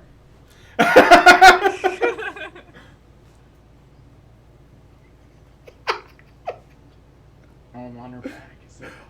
It's like we have a son attending the academy. Oh, So lovely. make sure that he's settled in there, especially with all the events going on. I'm not saying I don't trust who I put them in their hands in, but perhaps checking in is a good idea. They're fine. That You said, have wonderful judgment. I'm sure it's fine. I do have He wonderful is judgment. Now China's like, Wait, were these the kids that were left with Dante? Yes. yeah, Yep. yeah, mm-hmm. Horrible decision, really. And just, I have not been keeping up with your writing, but this is the same guy who just took off, for one, who crashed an airship into a lich to kill it or something like that. Crashed an airship twice so far. Yeah, Uh-huh. he's Okay, and he took off with the kids in an Hmm. airship. yes. My Does poor he airship. need a license to fly an airship? No, he's like, I'll I Dukes don't of think- Hazzard. I'll figure it out. I mean, there's not exactly many like training courses. I just like, because if so, he really shouldn't have one. I mean, he's crashed two at But this he point. wanted. He's got experience. You learn from Yeah. your failures. He crashed twice and He knows survived. exactly He's what good causes a at it. crash. He knows how to avoid it now, whether he decides to avoid it. That's the thing I worry about. The second time he decided to crash it. That's right. It was a choice, not an accident. The first time I think was an accident. The first time he was fighting a dragon in the He was air. fighting a dragon. Yeah. Okay, it being intentional does not really make it much more comforting. The fact that there are children in an airship with him now. I mean, you should catch up with the story. There's some much more dangerous things happened with the kids. Yeah. So to Orion, Clyde, and Alcina are like, our intention is to check up with family Take that matters. airship, of course. Yeah. We'll stop by the Fox Tribe, see how you and Jimothy are doing. I believe Maple should be continuing her training. We'll see how that's going along. Not too sure she's gonna react to the recent changes, and we have to make sure that Alcina's situation is maintained. And Alcina's like, because she's not super talkative. She's like, yeah, more or less. Like, wouldn't want the Phoenix to just go. Yeah. This in character is Clyde going. Yeah. No. Will we be able to call on you in 2 months' time once we return? I mean, you can talk to us anytime. I mean, if there's some sending involved, yeah. I get the feeling that wherever you all are headed, I'll be showing up as part of promotional activities. It's like, I'm sure people will die around you. Don't forget to say hi. Just not all business, Clyde. All I can think of now is the game Hades and Thanos. Like, gotta go. Thanks, Dan. Would I know who Clyde is? Yeah. So you're very academic in that nature, multi-centuries old. So you would know that Clyde is a Kelmverite agent, so they hunt undead. You wouldn't be aware of his recent promotion to like regional manager of Death Affairs. So you think he's as a Kelmverite and a fellow like Kelmverite, like aspirational acolyte, you would know he is an agent. Their whole entire dealio is hunting intelligent undead. Being the actual avatar of death, he's got his doodads out, so you can assume that's the lantern and the scythe. Like you can connect dots at this point. Like you're dealing with the regional avatar of death on Arhor'ha. Is he expecting us to run into undead, or is? Oh. Yeah, he's like, oh, you're gonna go assassinate a lich, right? Like, oh, okay. Oh my. Yeah. Vampires and liches aren't our problems. This guy is. But he's on our side. He's doing Yeah. that. That's great. Wonderful man. Yeah, and then he's like, don't fear the Reaper. Good. Alcina's like shaking her head in time. Countdown. I always still want say They Dante don't. to say It's just that. this thing. Is like, don't start it. If you start bringing the seasons, and the druid thing in this conversation, we're gonna get hit with terms of service.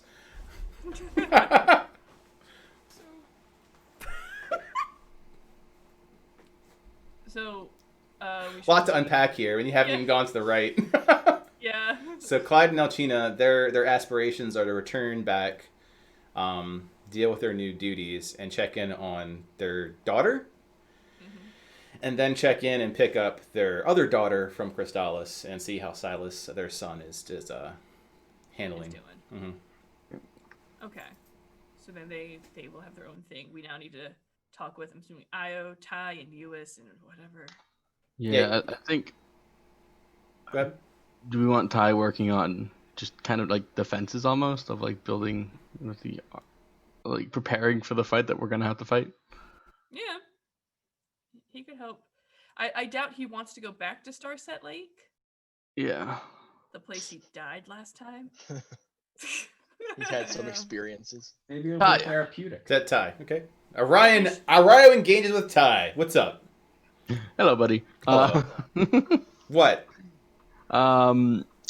So we got a war to fight soon, which will be okay. Do we want Ty working on defenses and yeah? Ty, would you like to work Yeah, on like ask like, Ty. army Like, and do we stuff? Yeah, like he literally is like, the fuck?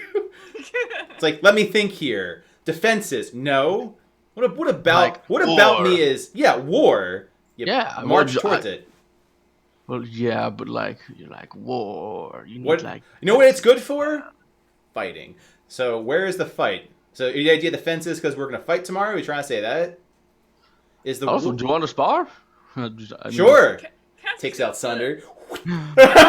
Son. Cass is gonna put like a hand on Orion. Okay. Like the second Orion pops out again. Yeah, It's like, ooh. I feel like we did this in like an out of character, like he would win a Yeah, we did.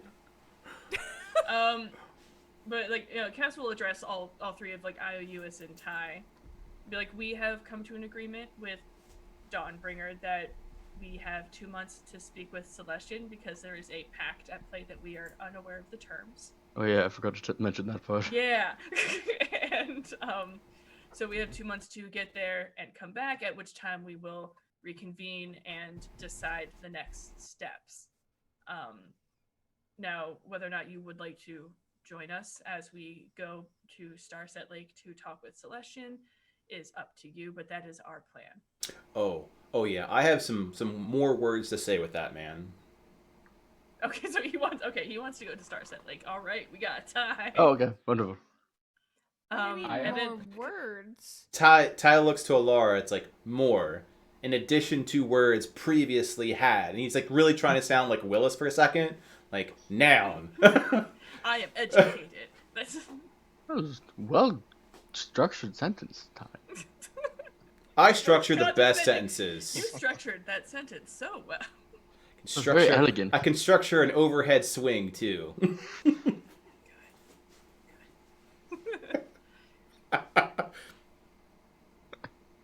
Amount of testosterone here is Oh yeah.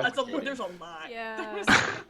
Just meanwhile, there's Uis who's like keeping it balanced because he's got like none. Is like, it appears as though you are formulating a plan, and time, although 2 months appears to be a lot, is still a premium, considering Yes. that your father, looking to Alara, and his well-being is in peril any given moment of that time. Perhaps we hold off the martial prowess The bro off. to discuss further, looking at Cassandra, activities. I would prefer to go with you, Alara Dwanania, as counsel. Aww. Oh. Really? Yeah. Oh. Phenomenal. Okay. This is great news. This is great Yeah. news. Yes. Am I missing something? Yeah, it's like, why is no in the picture? gonna say I know nothing about this guy and I already want him with us. He's the only person here who has consistently spoken sense. Is that Isaac in character? Shut up. No, that is Isaac in character. Yeah, Perhaps it's a like- little bit less frustrated. Yeah. There. US looks to Isaac and says, Isaac's all about thank votes, you. right? I So feel they- over our future time we'll have plenty of things to discuss.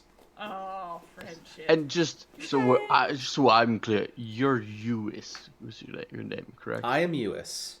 Is that like the Aqua? Yes. Yes. I am a third of Aquarius, the zodiac of Aquarius. Knowledge. All right. See, that's just good information generally to understand. Yeah. Very would you confused. like to know more? Please. I do have. Oh, okay. There should be a lot. like, Yes, but perhaps Cass would another be like, time. he can Indeed. talk, so And maybe because I'll like, be yes. able to travel. And he looks to like, as they say, yes. Oh, preface. Sarcasm. Would you like to know more? Oh. Yeah. Wait, was that sarcasm or was that? Gosh, Or he did were say you saying sarcasm sarcastically? Yeah. Defeated retort. Yes. Fantastic. All right. Lovely. Um, All right. What else I we love, got? yes, like Cash is just like watching this. This is gonna be a thing. This is gonna. Iolanthi, I do not know what your intentions are with yourself or the companions that joined you, in terms of our journey. Where would you like to be? So Io looks to Cassandra. It's like, my forces are with the people, and there are many people here at Ground Zero. I would be spending my time protecting them. As if the ire happens, know that there will be a shield here to protect the innocent behind them.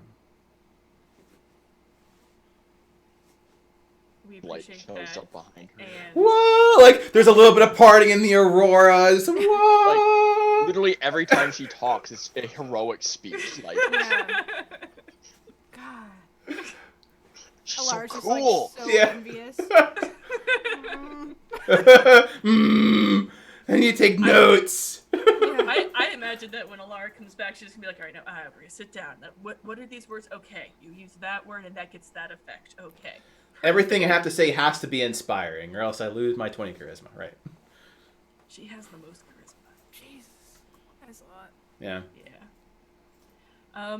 Okay. Then it appears that we know who will be joining us. What about the group over there? And I point to them. That's, Not really knowing what they are about, just seeing that there's another group of people over there. Their story, yeah. Well, yeah, like, Can and that's we why, get like, I kind Jackson of like Jr. your and Jr.? comrades, but yeah, we should talk with them. So unless I'm just remembering, wasn't Jarvis like a gnoll Yeah, or something? He was. Yeah, Jarvis Senior was turned into a Yeah, gnoll. and he was a bad guy. Do I understand what's going on with him? So he got, Yes, because he was in Hearthholm.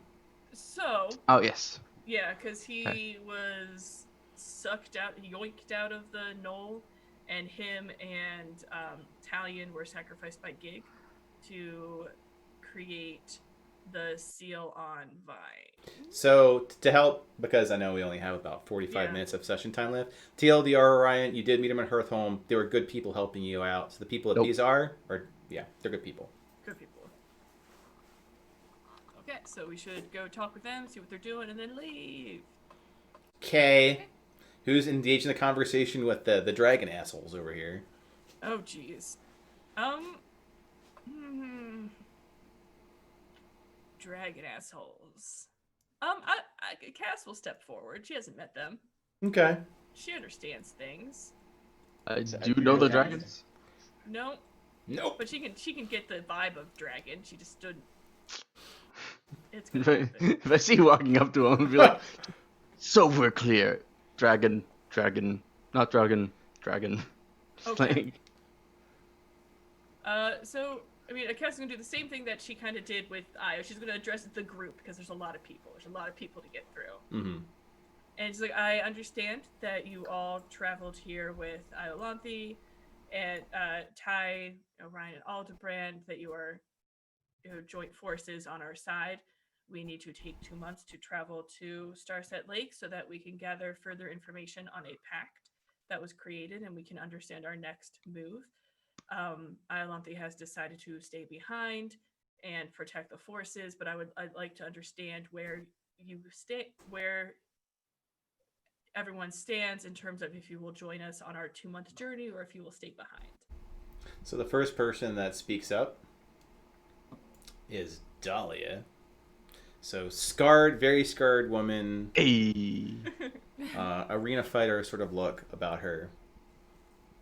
and she says, and looks to Orion specifically. It's like, we go where Io goes. How does Orion react to that? I feel like it's a little like we were homies. Come on. Yeah, effectively, you're in her eyes, you're abandoning them. The Fellowship. What? Like I she- feel like that's unfair. Yeah, oh, it is. But the I question died for this fellowship. Like, so did she. let's be real. Play fair. If you look at Well, I think it's okay to split up. The fellowship is very important, but in all honesty, we're all figures of power. That yeah, splitting up and spreading out that power is worthwhile. Yeah, good to know who's loyal. Dahlia says she goes to Io. Oh wow. All right, I don't need this sass coming from Dahlia. I mean, exist Dahlia's in like, class. you deserve every word of it. Gives him like the shoulder bump on the way by. Like, Yeah. Bump. Of course, probably got to lean down to do And that. she's more of an agile fighter, A so weight she's check. yeah.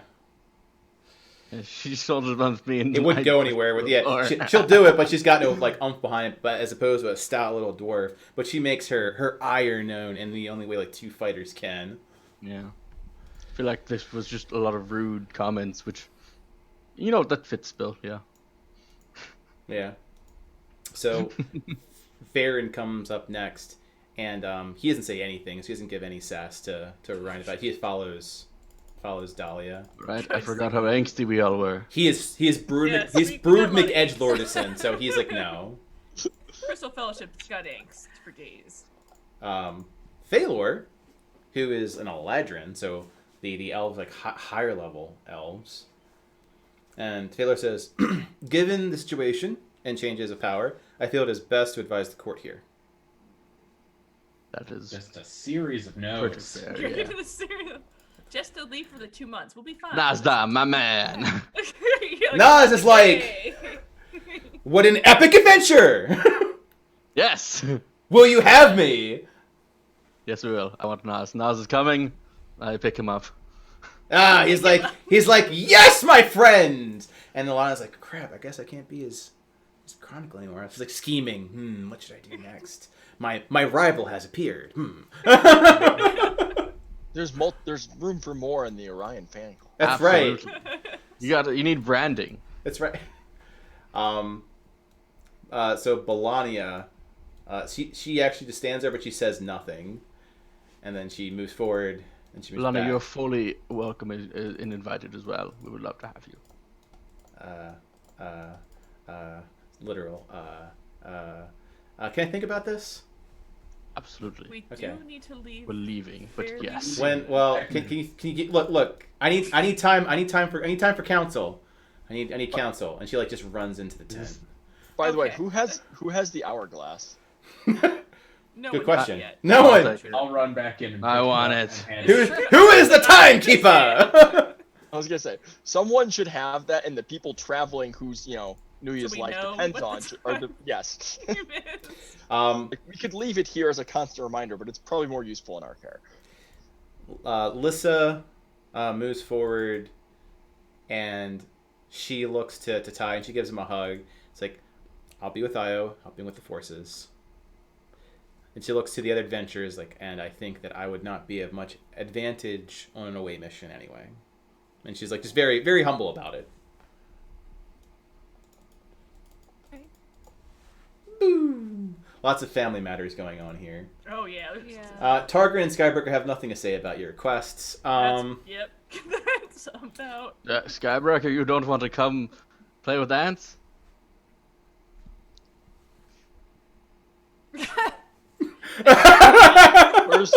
Where's Orion? I don't want to be standing between him and Sam. Yeah, if you've seen like the end of The Great Pretender on like Netflix, it's like one of those like. Just in case an actual literal lightning bolt strikes at him, Yeah. near him or between the two of them. Willis stands there. He closes his eyes. Like, would it be better to attend my hot-headed brother or my hot-headed sister? The choice is yours. This is difficult. Willis turns around and says, "I need counsel." And he like more methodically goes to the tent to think about this. Oh, the tent of. The tent of thinking, in which he goes in like Melania screams, like, and then he immediately comes out like, "I will do my counsel elsewhere." There's a tinier little. Yeah, tent over here that you can stand. So- Another tent over there.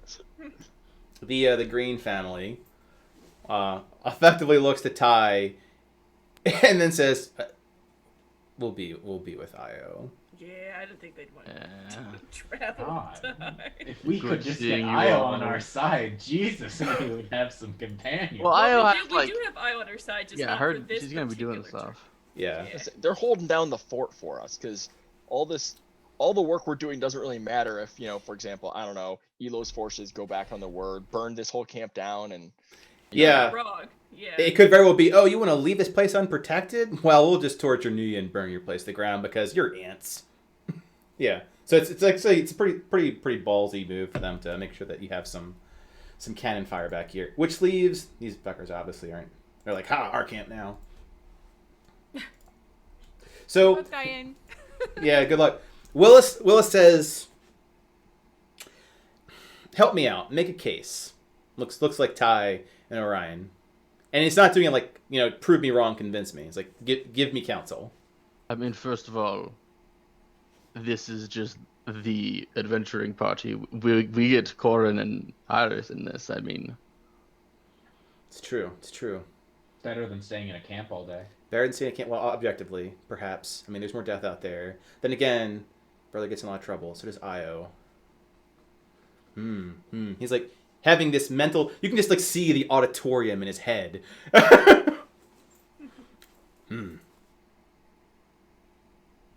You would be able to seek counsel with Uis as you travel, as well as provide us good counsel and understanding of what our next moves are. Good counsel. I have to think about that more. He's the definition of analysis paralysis. but we know it's okay. You let's just say you want to flip a coin. We can flip a coin if you would like. Luck? I do not agree with luck. That's one thing I know for sure. Because after all, you can What always if you we can always flip the start. coin? Here's what we'll do. We'll flip the coin, and if you're not happy with it, then it was you had to choose the other one. For someone who can read continuity, I don't know like the way you're talking about this. What does Orion's continuity tell him that Willis does? Effectively, if you want him to go, someone has to make a persuasion. Do we? I think we should have Willis with us. He's got some. Yeah, you're a big boy. Yeah. Okay. Would I have been on any I missions? think with them? Isaac would be our or who would be mm, Orion or. So, good question. So, Aldebaran, who's been alive Chrysalis time, like, who is this dude, McDuderson? He's an academic. Like, he wouldn't have been on any missions. In fact, he's a sorcerer who went wizard. That's actually very. Much like one of your That's the daughters. same thing my kid did. Yeah! Yeah. So, I know you, him at you all. see a lot of Lexi in him. Yeah. But he's a dude, so. But it might be helpful to have him there for counsel for. And to, like, that was a dynamic rod down your other daughter who's used to having that in her life. Alexi is a guy. Oh, gotcha. Oh, right. I But forgot. Oh, regardless. God. Okay. Yeah. So, very much like your son. Yes. Russian Alexei. Ah. Gotcha. Ah. Okay. Think of it Like as a Russian. Pytor, like Peter. Got it. Either way, exactly like your son, so there's a lot of reason there. Reminds you a lot of him. I can roll persuasion, I guess, just because I was the one talking to him. Yeah. well, Yeah, it would want to be something like in character for what. it Yeah. is. He's basically on the fence. 13. Over 14. 10. That's got Over 10. Yeah. So with those like back and forth, like make it to you. So Orion and Willis do that. Like the thing is like flip a coin. Your continuity is bullshit. And they do flip a coin, and it lands on heads, which is what Willis would say from gun. It's like, well, worst case scenario, I could just teleport back here, right? That is fair. Yes. Right. I like this. These are good odds. They are in my favor. Which leaves Bolania. You want Bolania here. What else belonging? And for the rest of the world, like, she's a traveling minstrel, like, very powerful singer. So, like, do you want Beyonce with you?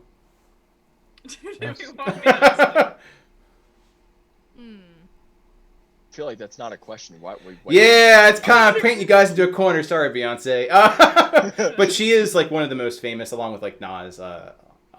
Was musical acts, and she was part of the people that saved the world. Well, objectively speaking, or subjectively speaking, it's complicated. It's complicated. So first off, do you want Melania? And secondly, how would you help sway her mind? Because she's, again, one of the characters who's on the fence. Well, I actually, weirdly enough, feel like we have Nazdaman with us. Knowing the chemistry between Ty and, like, Nazdaman and everything, I actually feel like she might want to stay. Like, to have it sit more with what I think her character would want to do. I know, like, Ty would probably be a little bit on edge being near Melania. More on edge. Again, it's both ways. So, like, there's enough arguments from both directions. But she is powerful. She is. Yeah. Power is everything. Let's get I kind of like the group we're traveling with. I don't know that we need her. Okay. Because I think it also would be good to have, because she can help boost morale.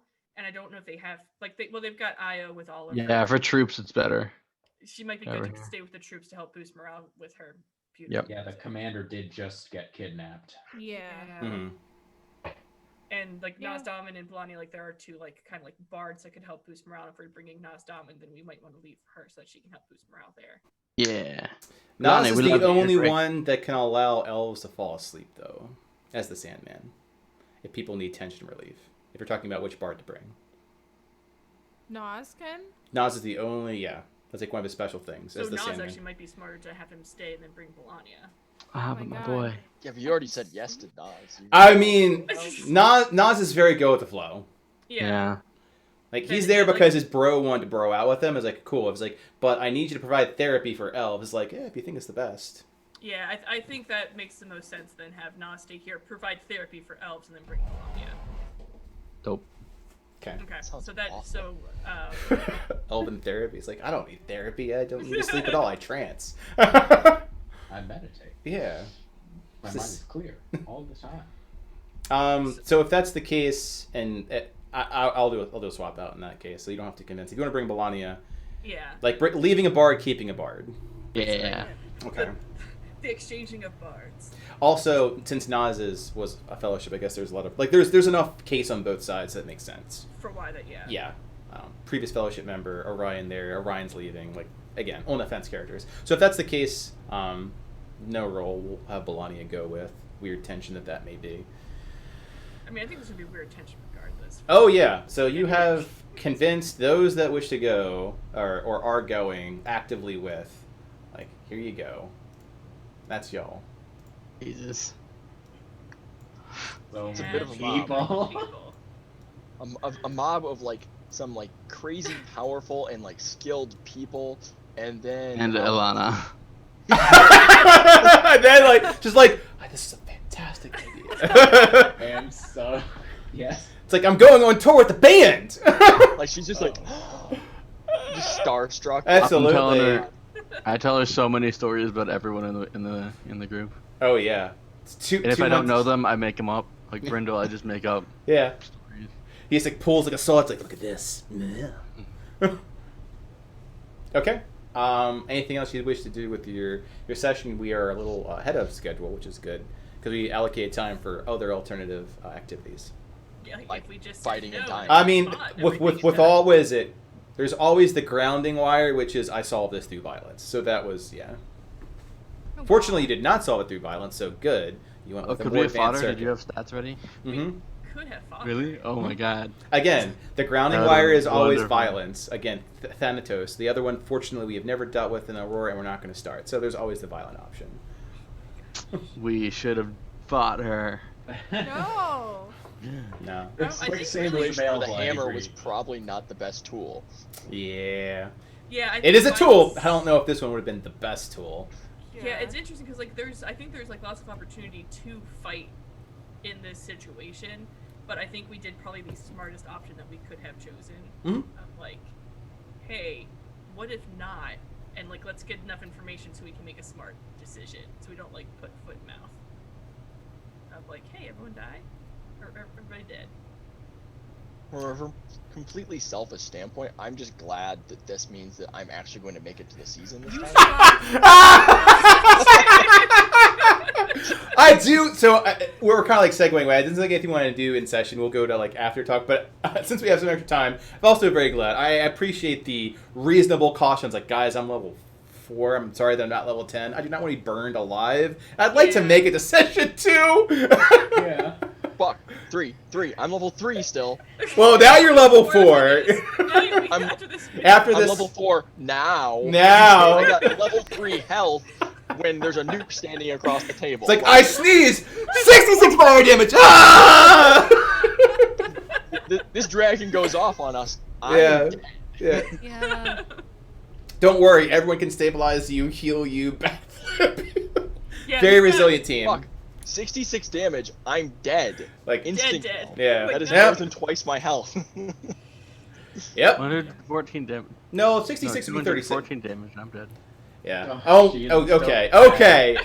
I have 27 health. Well, let me ask with the time that Save the Years has. Is there anything you'd like to do with the remaining 30 minutes in session, or would you like to move over to after talk? I mean, imagine we have the hourglass. Is there anything that we need to grab, like just like, but I imagine that's something that we can take to like side thing of like, hey, we want to make Yeah. sure that we have Mhm. the right provisions. Equipment and provisions. Yes, you Yeah. have access to a talent. It's not like, oh, well, you haven't done my 3 quests worth of favor. This is Alara's military camp. Everything logistically is at her disposal. How And- many So- healing potions can we have? I mean, Well, I think we also have to keep in mind lots. that I'll have to roll for how many are in the camp, but you'll be leaving the camp without medical provisions. Yeah, because like you have to think everything that we take, we're then leaving the camp without. Like it's not like Yeah. you're just like leaving your general town. Yeah. You're leaving military and people. And they will produce more. Like everyone's, it's like a very like Spartan-esque area. Everyone contributes to the health of the outpost. So in 2 months, they will still create more potions with apothecaries. But yeah, you'll be leaving it for a point in time with reduced logistics. And for We the can first take a time in my- couple, like not a lot. Like, this is the only time I've ever played D&D where I think I can safely say this party probably doesn't actually need healing potions. Like, That's true. we have healing. we have an extra bard now, so we got extra healing. More Well, than I can half the only party imagine. can heal. That is not going to be our downfall. Your emergency potion, just in case, or I a think- restoration. wait, no, every one of us can heal. Because Yeah. me and Orion have second wind. Hi. So technically, Oh, technically all ourselves, heal. yeah. Yeah, this is correct. All of the player characters have a healing ability. Every one of them. I think 2 of them have the ability to stabilize just for funsies. Yeah. Yeah, but it's like, I'll keep attacking. not- You're not dead. Just keep going. Nope, you're not dead. You're not dead. Did that stop anything? Walk it Nope. off. Didn't even fuck my action economy up. Keep going. Alright, and I think we're good to go to after talk. I mean, I don't All want to right. hurt everybody because Yeah, I'm good.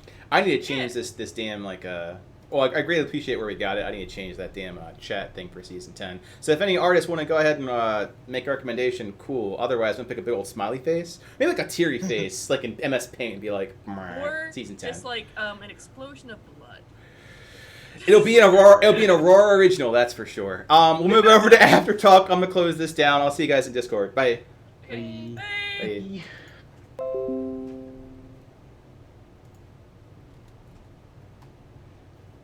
Doo doo boo doo boo. I'm loving it. That's right. Yeah. All right. Welcome to After Talk. First off, everyone survived. GG. Let's go. We have a little bit of extra time if we need to use it to go over like the open forum stuff, which is the end, like talking points. But let's go over our favorite moments. Favorite moments. Aldebrand, what was your favorite moment? I don't want to say. I did. Jesus. Yeah. No. I think the whole "I'm proud of you" thing was actually kind of the best. Aw, Yeah. yeah. Like, Just seeing Alara's reaction, it was adorable. Yeah. No, that was fantastic. just a good old reverse, like a cross right to the heart from Nia there. Yeah, I concur. That was well played out. Cass, what was your favorite moment? I'm gonna say, really, anytime Orion tried to interact with anybody was just like talking with Skybreaker, Brindle. Like he's just like working real hard on getting those bonds, and they were not feeling it at all. But he kept trying. I kind of saw it has from my vote for Orion. party The way he base. put it was like, I'm used to this being. They're like gods and kings and powers, and here, hey, there's the death avatar. It's like this is Yeah. this is my humdrum day to day now. Like I'm so immune Yeah. to it. I deal in like 30 Rock. It's whatever. Yeah, it's at the point where like with Gig, he used to be afraid, like not afraid, but like, ooh, I need to step back and like whatnot. But it's got to the point where it's just like, oh, Gig's here, I guess. And Great. Alana thinks that's like way too cool. Like, oh, you're so cool. None of these celebrities bother you. Oh my You're a celebrity god. yourself. Alright, Yeah, we you're need to fan have club. many talks about what you are and what you are not telling my kid. And then your dad fought death. I get the feeling that Orion is be a horribly bad influence. Oh, absolutely. He's the fun uncle. That's right. Isaac, what was your favorite moment in the session? Hi, wait, can you hear me? Yeah, I Yep. can hear you now. Yeah, Sorry, I was switching to phone. no worries. Clear our way, Peter. Favorite moment? Yeah. Honestly, I mean, as great as Orion talking to people was, and I vote him for party base in the future, but honestly, Alara, for one, us actually finding out the sailing through the eye of the storm there to actually find us didn't involve people dying, and then Alara Yeah. making the decision of between Atlas and her father, which I mean, it's kind of like a tactical no-brainer, but it's still not an easy choice to have to. Mhm. It's almost as though they're dealing emotional or trying to deal emotional damage to her by making her choose her father. Which Yeah, I will say, like, seems successful, but yeah. like this session in particular seemed like a really strong session for Alara. Like Mhm. a lot of forced growth, but also like just a really strong session for her. Oh yeah. Yeah. Time to shine. She didn't know it, but that's exactly how the cards fell. I felt like I don't know if you guys ever have watched the Crown series. I know it's like not the same, but like the being crowned queen like at such a young age, like Mhm. 20 something, Mhm. and like just like being thrown into that, and like I feel I it's not the same, but like I feel, you know, with especially her father being gone and being like, this is your army now, like you had to figure it out, and like having to step up and like talk to people on like on that kind of level, having those kind of like conversations and like, you know, peaceful treaty stuff. It's like I never done it before. It's just like she's probably thinking like, oh my god, I really should have sat in and paid more attention when I was younger. Oh shit. Yeah. Should have Sorry, listened. Dad. I should have listened to Dad, but if I did listen to my dad, would I actually be here? Yeah, it's just interesting Yeah. paradigm, right? Ryan, what was your favorite moment? I loved seeing Daldebrand. Dad, yeah. Oh god. I still don't understand how I ended up bringing her along. She's a force. She is. Oh, She's definitely a spitfire. Oh god. But Yeah, Spitfire. Yeah. That interaction was definitely a moment of fresh air with the gravity. Stress. Yeah, the gravity and tension that preceded it. So it was very good timing for it too. Sin, what was your favorite moment?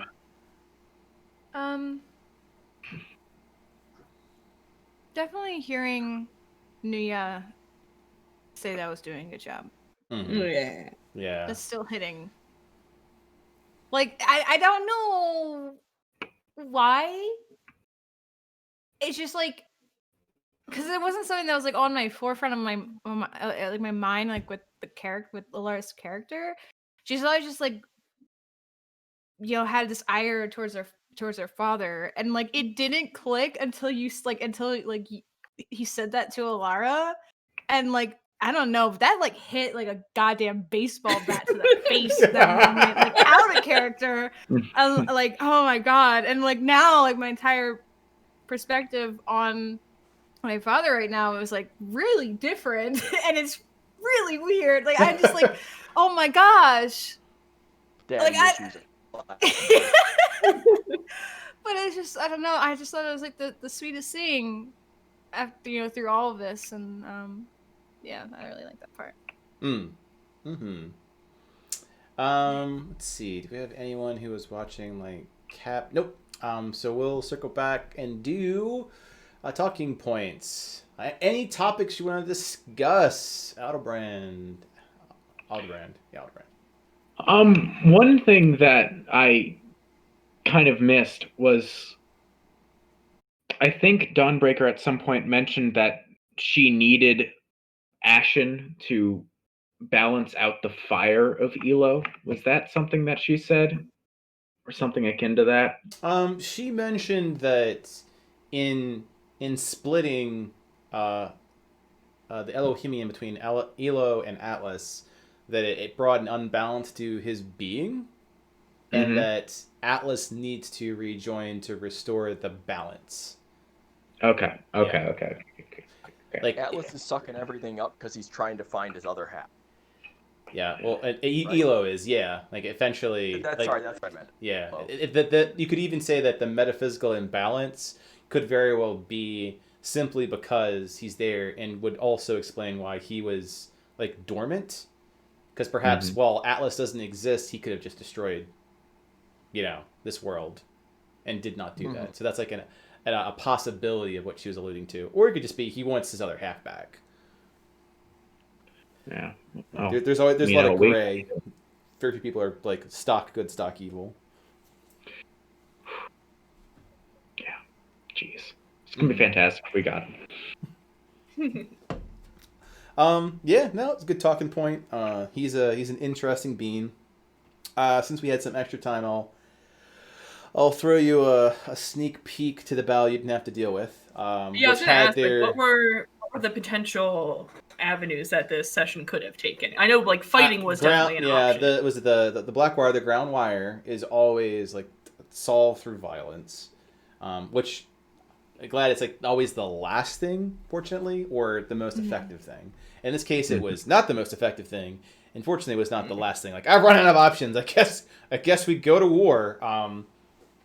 But the other options were find a peaceful resolution, which is the one you came across, where you get something out of it that does not involve an immediate fight.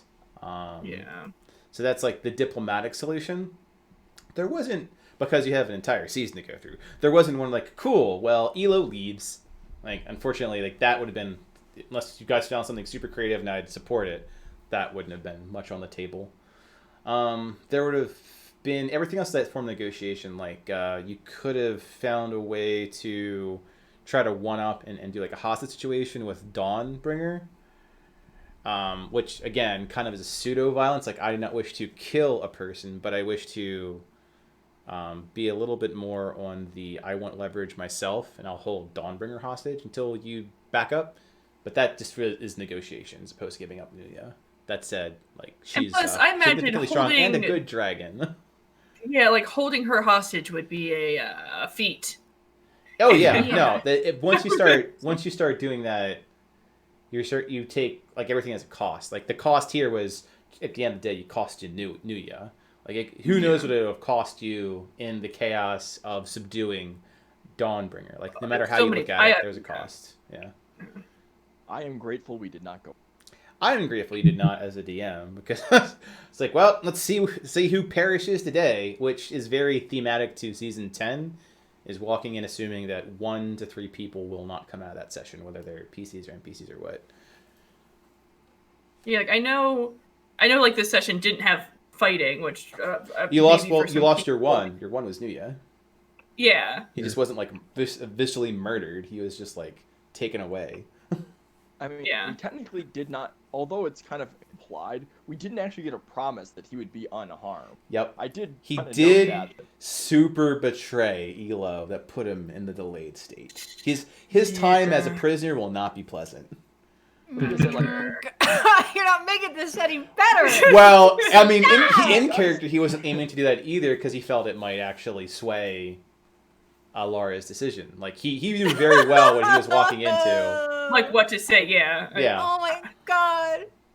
I was gonna say Well, it's I kind of wasn't one of gonna bring it up at the time. Yeah, thankfully, like I just can't imagine like some of the other players, and I have great appreciation for like all the 13 players that we have in season 10. I'm like, how would have Cap handled this? Like Cap totally would have like foot and mouthed that, or like how would have Ode handled? Ode probably would have like gone, yeah, let's fucking go to war.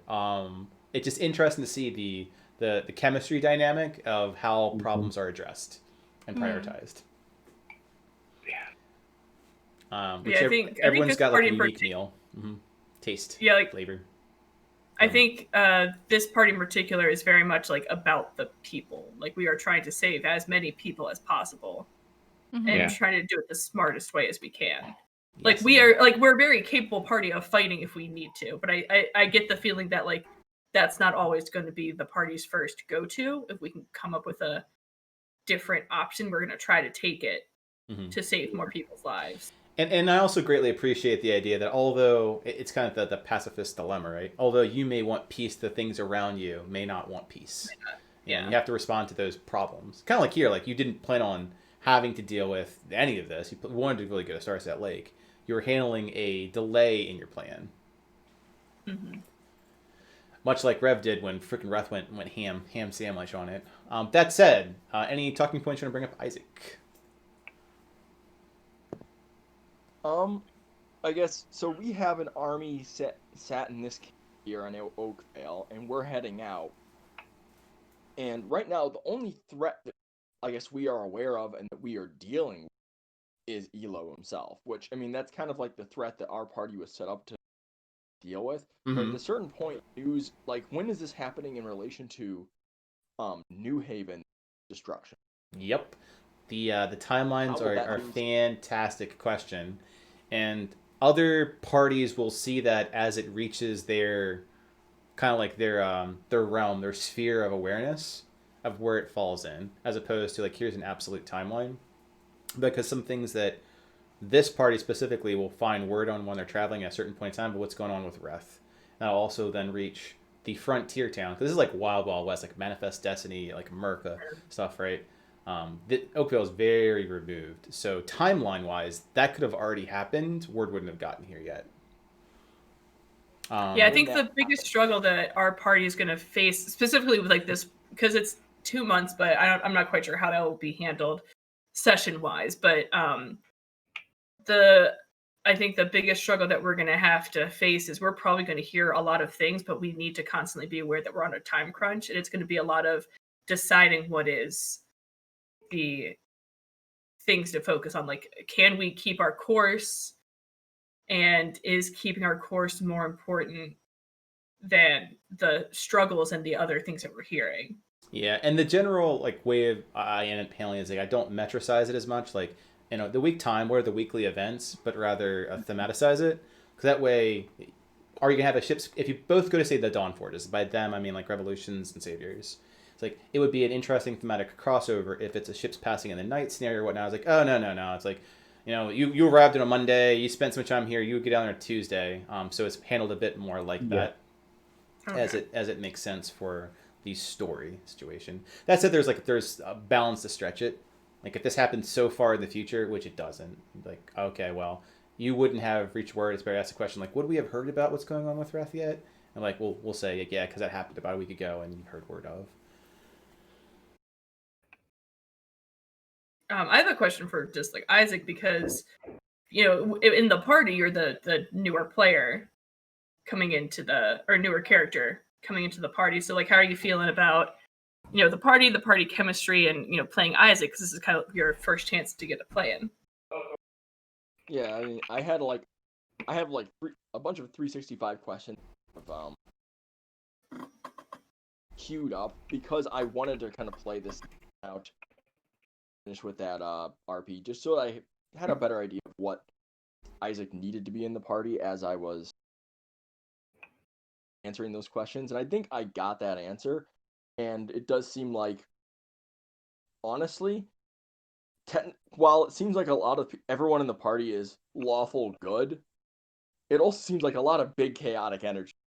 Just because Yeah. And I think that the idea I always had for Isaac was someone who was very level-headed, very almost all time. It is something doesn't like the whole little we had where. Oh, you're cutting out a little bit. I couldn't tell if those were pauses or if it was connection. Like he doesn't want something. He doesn't really like. He doesn't want to have those himself. The point that even when the Daddlebrand moment was happening, and Isaac was even like, "Is this Alara? Is this normal? These guys are like really like open stuff. Like, woo." Yeah. Is it? What was the name of Zodiark? US. US. Yeah, US. Isaac likes you. US is like this is a person who is trying to be consistently. They are consistently helpful, knowledgeable, and sticking to the facts. I appreciate. Yeah, there's a lot of bonding. It's interesting because I think was the factual nature bugged somebody, but because there's always interesting chemistry. But this party, I think there's interesting grounding agent. I think it's a lawful party trying to be more chaotic to fit the need of the situation where you can't be lawful. Because a true lawful situation is like, oh, we made a deal like a millennia ago. Let's honor the deal. It's like, well, the deal's kind of sucks, and I didn't personally do it. It's like, yeah, but your bloodline did, and that's what happens when you can't live for eternity, right? So honor your bloodlines, your family's pact. And it's like, I, as a me, say no, which means I'm not as lawful. I just imagine like Captius in the distance just being sad because he doesn't get to talk to Uis because Uis will be with us and not in the Zodiark Observatory or in the Dawn Forges. Well, since we end a little early, I can give a little head nod to the people that were kind enough to watch us when it wasn't their time, and that they will be running into the one that no one has seen yet, which is Ray. Ray, ooh. Oh. And Alright. the three have a very different way of approaching knowledge. They really do, yeah, because. Like, Aqua is very magnanimous about it. Uis is very, just the facts, ma'am. Ray is very inquisitive. Ooh. Oh, that'll make Captius happy. Right. She's the person saying, like, this isn't the factual answer. Like, why aren't you asking these questions? Like what is red? Like, what is the color red? Like, is it just the way light reflects off of it? It's like, what if my red is different from your red? Like, it's almost insanity levels of curiosity. Oh my gosh. That's the stuff that breaks the mind. So much like the chaotic energy of that party, it just fits very well. Yeah. I was honestly, like, for this session, I was really excited to see you play Io because I was really curious how that was going to go. Yeah, how'd you like it? How'd you like the character that you played in 3 different seasons, portrayed by the DM? Portrayed. It was fun because she is now, like, at this point, like, especially thinking about like the growth and everything, like, it makes sense for her to be at that point. Like, she was kind of growing into being a leader when I was playing her, and now that it's been like a couple years, like, yeah, like, she is like stupidly charismatic. She's had to deal with court things too for the interim time because she's had to really go into politics. And I was like, for him, like, yeah, like, and Cass is also charismatic, but like 18, not 20. So the fact that they like would agree with each other, like, is this what we want to do? Yes, we're all gonna throw ourselves into the martyr area. We will save the world, and it will be fine. In her mind, she's done already. It's just another doing it just again. I'll be very interested to see the knowledge about Reth and how that will affect. How old is Cass? Cass is about like 25 now, 25, 26. Okay. Yeah, that's kind of why she was like that's kind of why she was like backing up having Aldebrand's daughter there, because she learned how to fight at like a very young age because she had to travel a lot with her family for like trade routes and everything, and they got ambushed a lot. So she learned how to fight, early on. So she's kind of like, your daughter's gonna have to, like, we're not in easy times.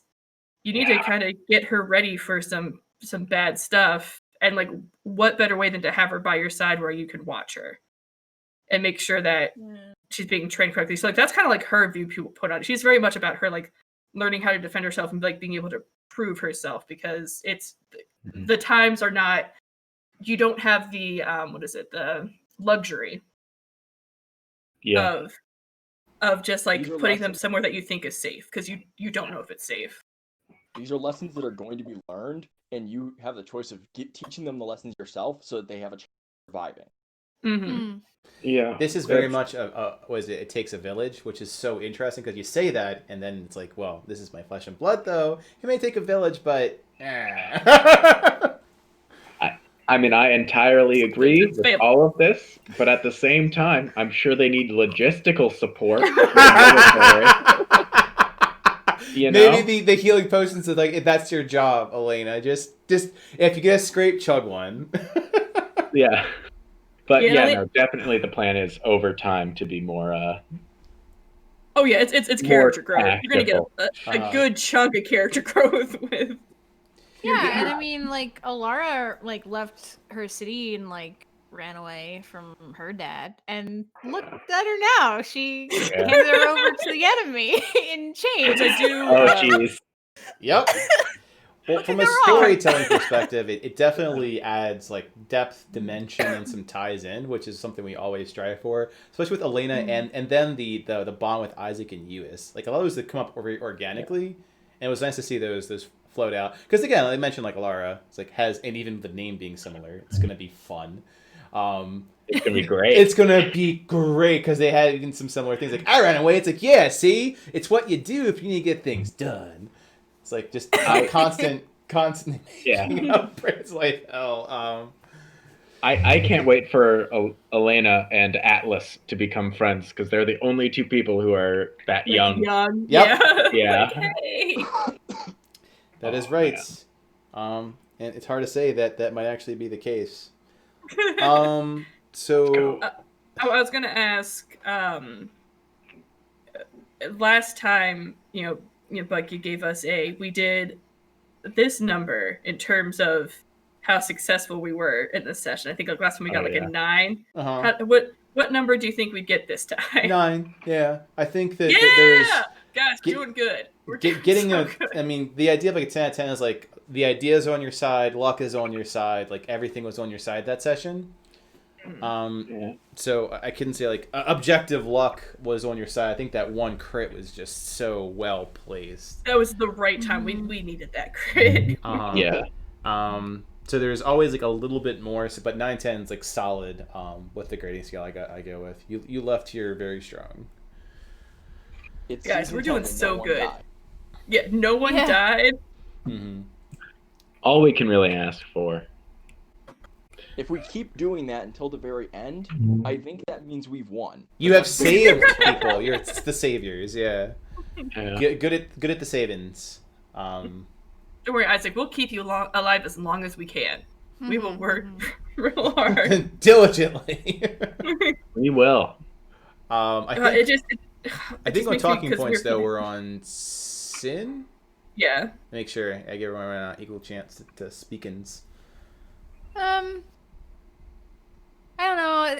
I don't think it can really be answered. It's kind of lore-y, crafty, theory crafty. But one thought I had, because it was a mention of wanting Elo to reunite back with Atlas together as the one astral dragon. But I was curious, like, if Atlas were to get stronger, like if they were to merge, if it's possible for more of Atlas to have control versus I had that Elo. same idea. Yes. I was thinking about what was it, Solus? If it could be like a like that kind of situation, like if one wins and then you combine them. Yeah, would it be like Solus, where like Solus was able to be stronger than Nova? Yeah. So I can say that you have the means to find the answer to that question, both present and accessible across your campaign. Okay. But the idea itself has legs to explore. Okay. Thank you. All right. Good to know. Yeah. Good to know. Like, it could very well be, if it's inevitable to merge them, can we make it so that said merger is not a bad thing for Aurora? Yeah, because then we have Elo, because then we don't have to kill Elo. We're merging them, and then if Atlas is a stronger side, Atlas seems to care about the people here. So then, if there's like Celestials and that we have to fight, like looking at like the big picture, could we then have Atlas being like Ultra Atlas, who can then help fight by our side and ultimately be able to help save Aurora? Okay. Yeah. Super Saiyan. Super Saiyan. And I had one thing just to clear up, because the Ascension thing, because Cass, I thought you said Alara, but I thought they said Elohim. Like, They did. all It was. I think it was taken one way and then misconstrued, but both statements are true. The idea that they were talking about when Dawnbringer was pointing it out was like the elves of Elohim, much like think like Geth and whatnot, like fighting in the Astral Sea on red dragons, which fortunately Baldur's Gate 3 is doing a pretty good job of accenting, so I don't have to go too deep into the explanation of like extraplanar and like plane jamming stuff, but it's the idea of like, I may be an entity, but I need my host. You will ascend to the next level and go with me and do those things. That is what he is putting on the table. Now, what that means for someone like Alara ascending would be to like go back up, but then at the Astral Sea, it's going back up to Celestian, like possibly with the remaining 599 shards of her. Who knows? But the idea, you would not be here on Abertoral, on this plane. You'd be up in the Astral Sea doing who fucking knows what. It would be a different chapter in her life for sure. Yeah. Okay. But that's leaving everyone else to burn. Yes. Yeah, exactly. But Yeah. the at the cost is those that did not sign up for this are space dust. And that's assuming that they make good on it. Now, the saving grace, I'll say, is that we hold true, like from a lore perspective, of the axiom of metallic dragons are inherently good. However, they're still less than what would say good things, such as vain and arrogant. So, Not only that. What? But the promise of ascension, that is kind of a vague term that doesn't necessarily, like, just because, oh yeah, ascension, we'll sign up for that. And what the mortal elves interpret ascension as isn't necessarily a good thing compared to what it actually is. And so yep, could there be is signing that. yourself up. So you might be Like- ascending in the terms that you now get to be fuel and energy for the next space voyage for the SSS Elohim. Yeah. You are continuing to serve your god in another way. That's right. Continue to row those oars type of deal. Like, Yep. You've ascended. You're definitely to something new. You've been somewhere else.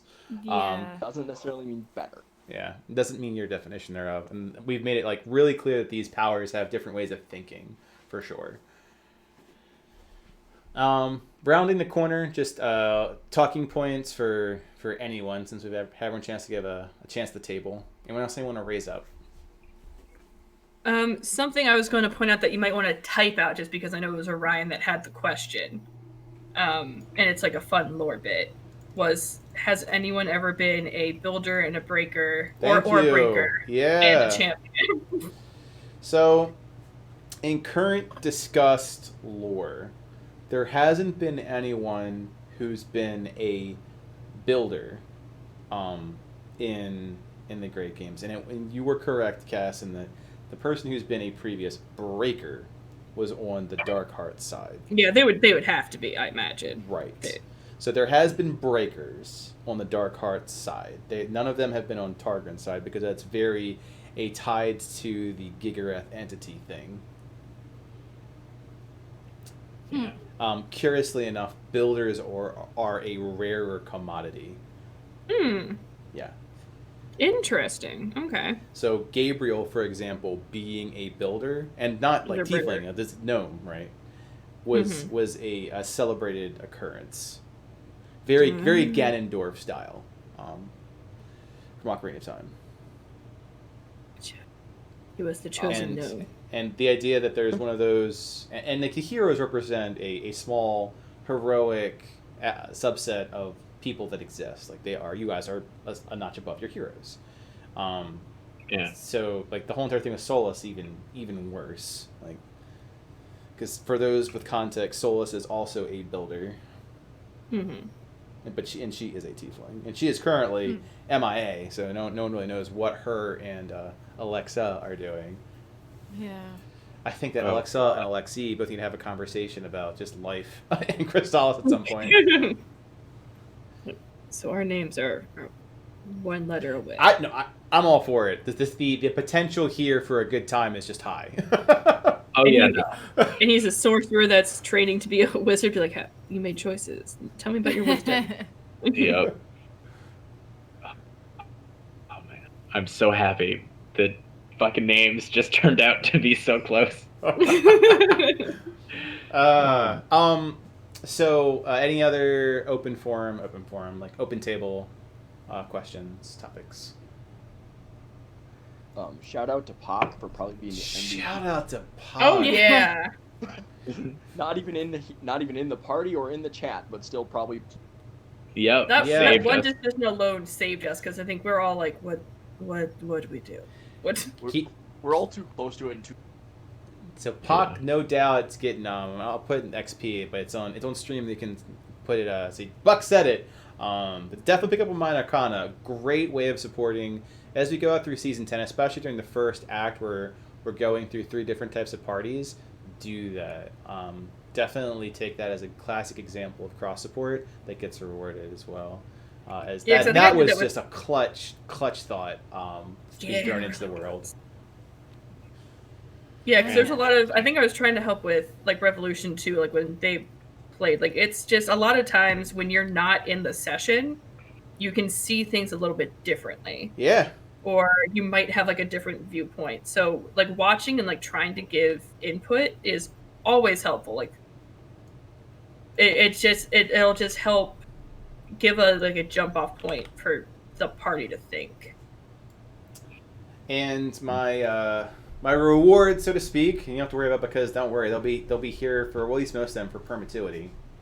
Is if you're still in Roll20, which I see a cast in Alara one, so you might want to hop back in to take a look. Yeah. Because I'll be only here momentarily. Oh. Okay. That was if you went with the ground. Oh God! Wait a moment. I'm logging in. Holy crap! Oh God! Oh, there's so many dragons. There's too many dragons, Dave. There's too many dragons. You don't want to? I appreciate that too. So this is your what is it? Peel the scratch off card for what your alternate fate was. Alright, so we got. Actually log in, but I don't think I want to because I think the description is probably just better. Just so many dragons. There's so many dragons. This is Orion. And this is not on stream. This is not being shown on stream. So it's just for a brief moment of time for those that are logging in, like Dell. Can you tell us which dragon is which? What dragons are we looking at? So going clockwise from the top and the highest, you're looking at an injured, thanks to the events of last season, an injured Bile. Ash. Right at the center, you have Elo. Oh, that's Ash, okay. Yeah, Elo, and then Dawnbringer. So they all could have been there. Yes. No, if they all would have been there had you been like, nope, sorry, let's do this by force. God. Okay, all right. So good game, guys. We Good game. Wait, so who's the 4th dragon again? Sorry. Clockwise. We have Ashen. If you start at the very top. Yeah. The first one is Bile. In fact, I'll do this, make it a little easier. This one's Bile. Bile's a black dragon. This one is Ash. Okay. This one is Elo. Fantastic. And this one is Dawnbringer. Okay. So it would have been 4 dragons against our 2 dragons. 2.5. Atlas is getting there. Yeah. So we only would have had to taken out 3 dragons as the party. This seems entirely doable. Oh. That is charging the bull. Well, I also can only imagine the fucking... Yeah. I can only imagine all of the ally abilities with the entirety of all those people there. Yeah. I feel like Isaac would have seen them and been like, no. Nope, running for the hills. Yeah. I choose life. Yeah. So definitely to focus on the players, it would have been parsed out a bit, like who's going after what, and then focus on the part of the large-scale battle that the players are working on, and then letting you know what the outcomes of those are. And that'll be very true to the way that either Saviors or Revolution or any of the parties, as they scale to more like global events, like the Lords of the Realm aspect, where you're like, hey, Call to Fire and Forget, like, I need you to do those things like you did at the very end. I need you to guard the camp. And then there's like independence, like I'm going back home, BT dubs. Yeah. And then after that we can sync up, but I'm not doing anything you ask. And you'll see more of that as the season continues in 2021, as people will be joining you and leaving you one way or the other. Not the other. Let's just drop join. that. Yeah. I want nothing but tokens on my board. It'll take forever to jump across these rocks in the river. I want only 9s each session. Only 9s. We have 8 fucking NPCs. This is fantastic. Yeah, I'll actually just like Oh my sort these goodness. out for just a moment. And this, Yeah, we have 8. Yep. You have an entire extra squad of people. We do.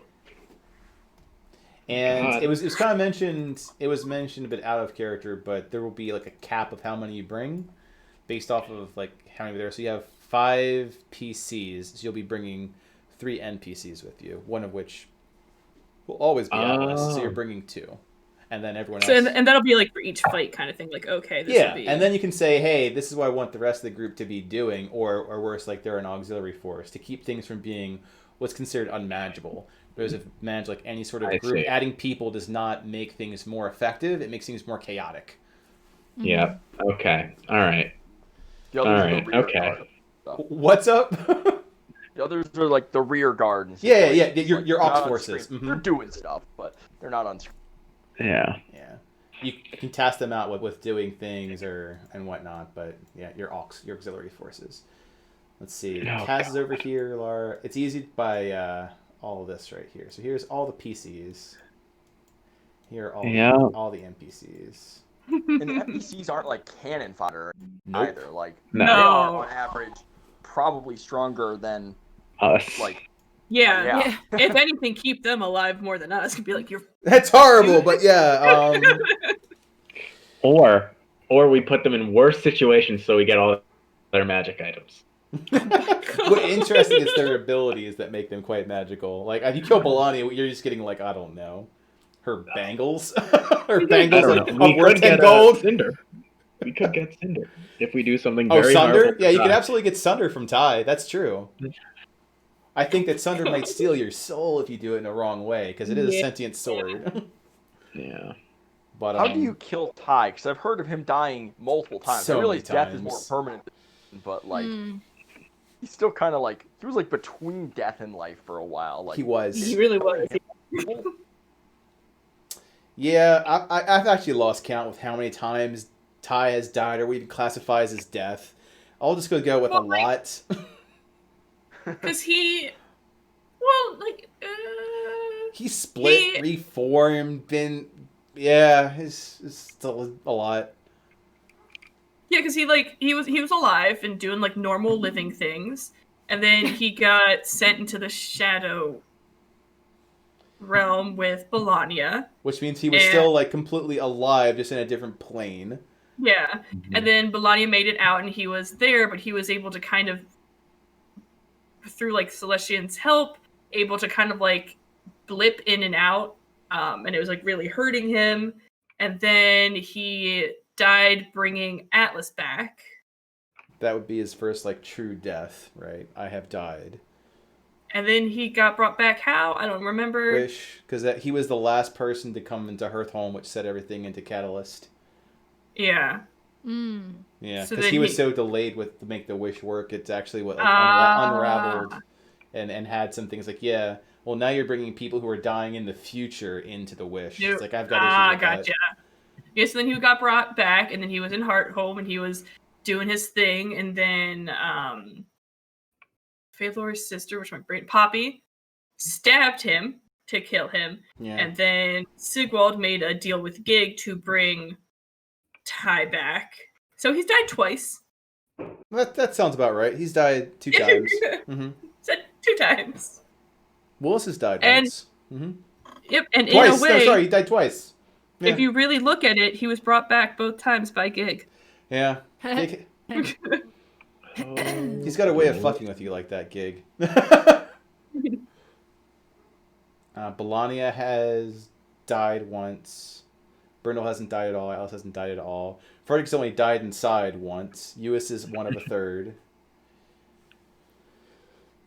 Yeah. So I guess Tyne and Willis have the high, I don't know, baseball card record here of most deaths at party. I tying up think- with Orion.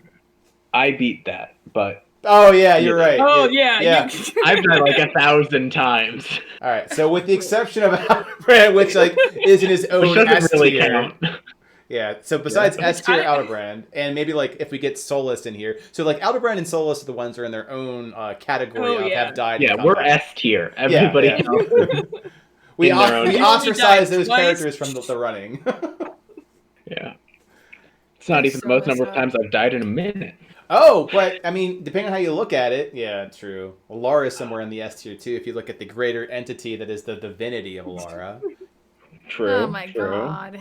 Cass has lived 1 life and is still living. Like Cass and Isaac have the like, yeah, this is the normal flow of things. Yeah. Remember that time that I lived and then I just kept living, and here I am, still It's alive. been a solid 25 years. Like, Yeah. Yeah. base compared to most of the other people, but it's still pretty good.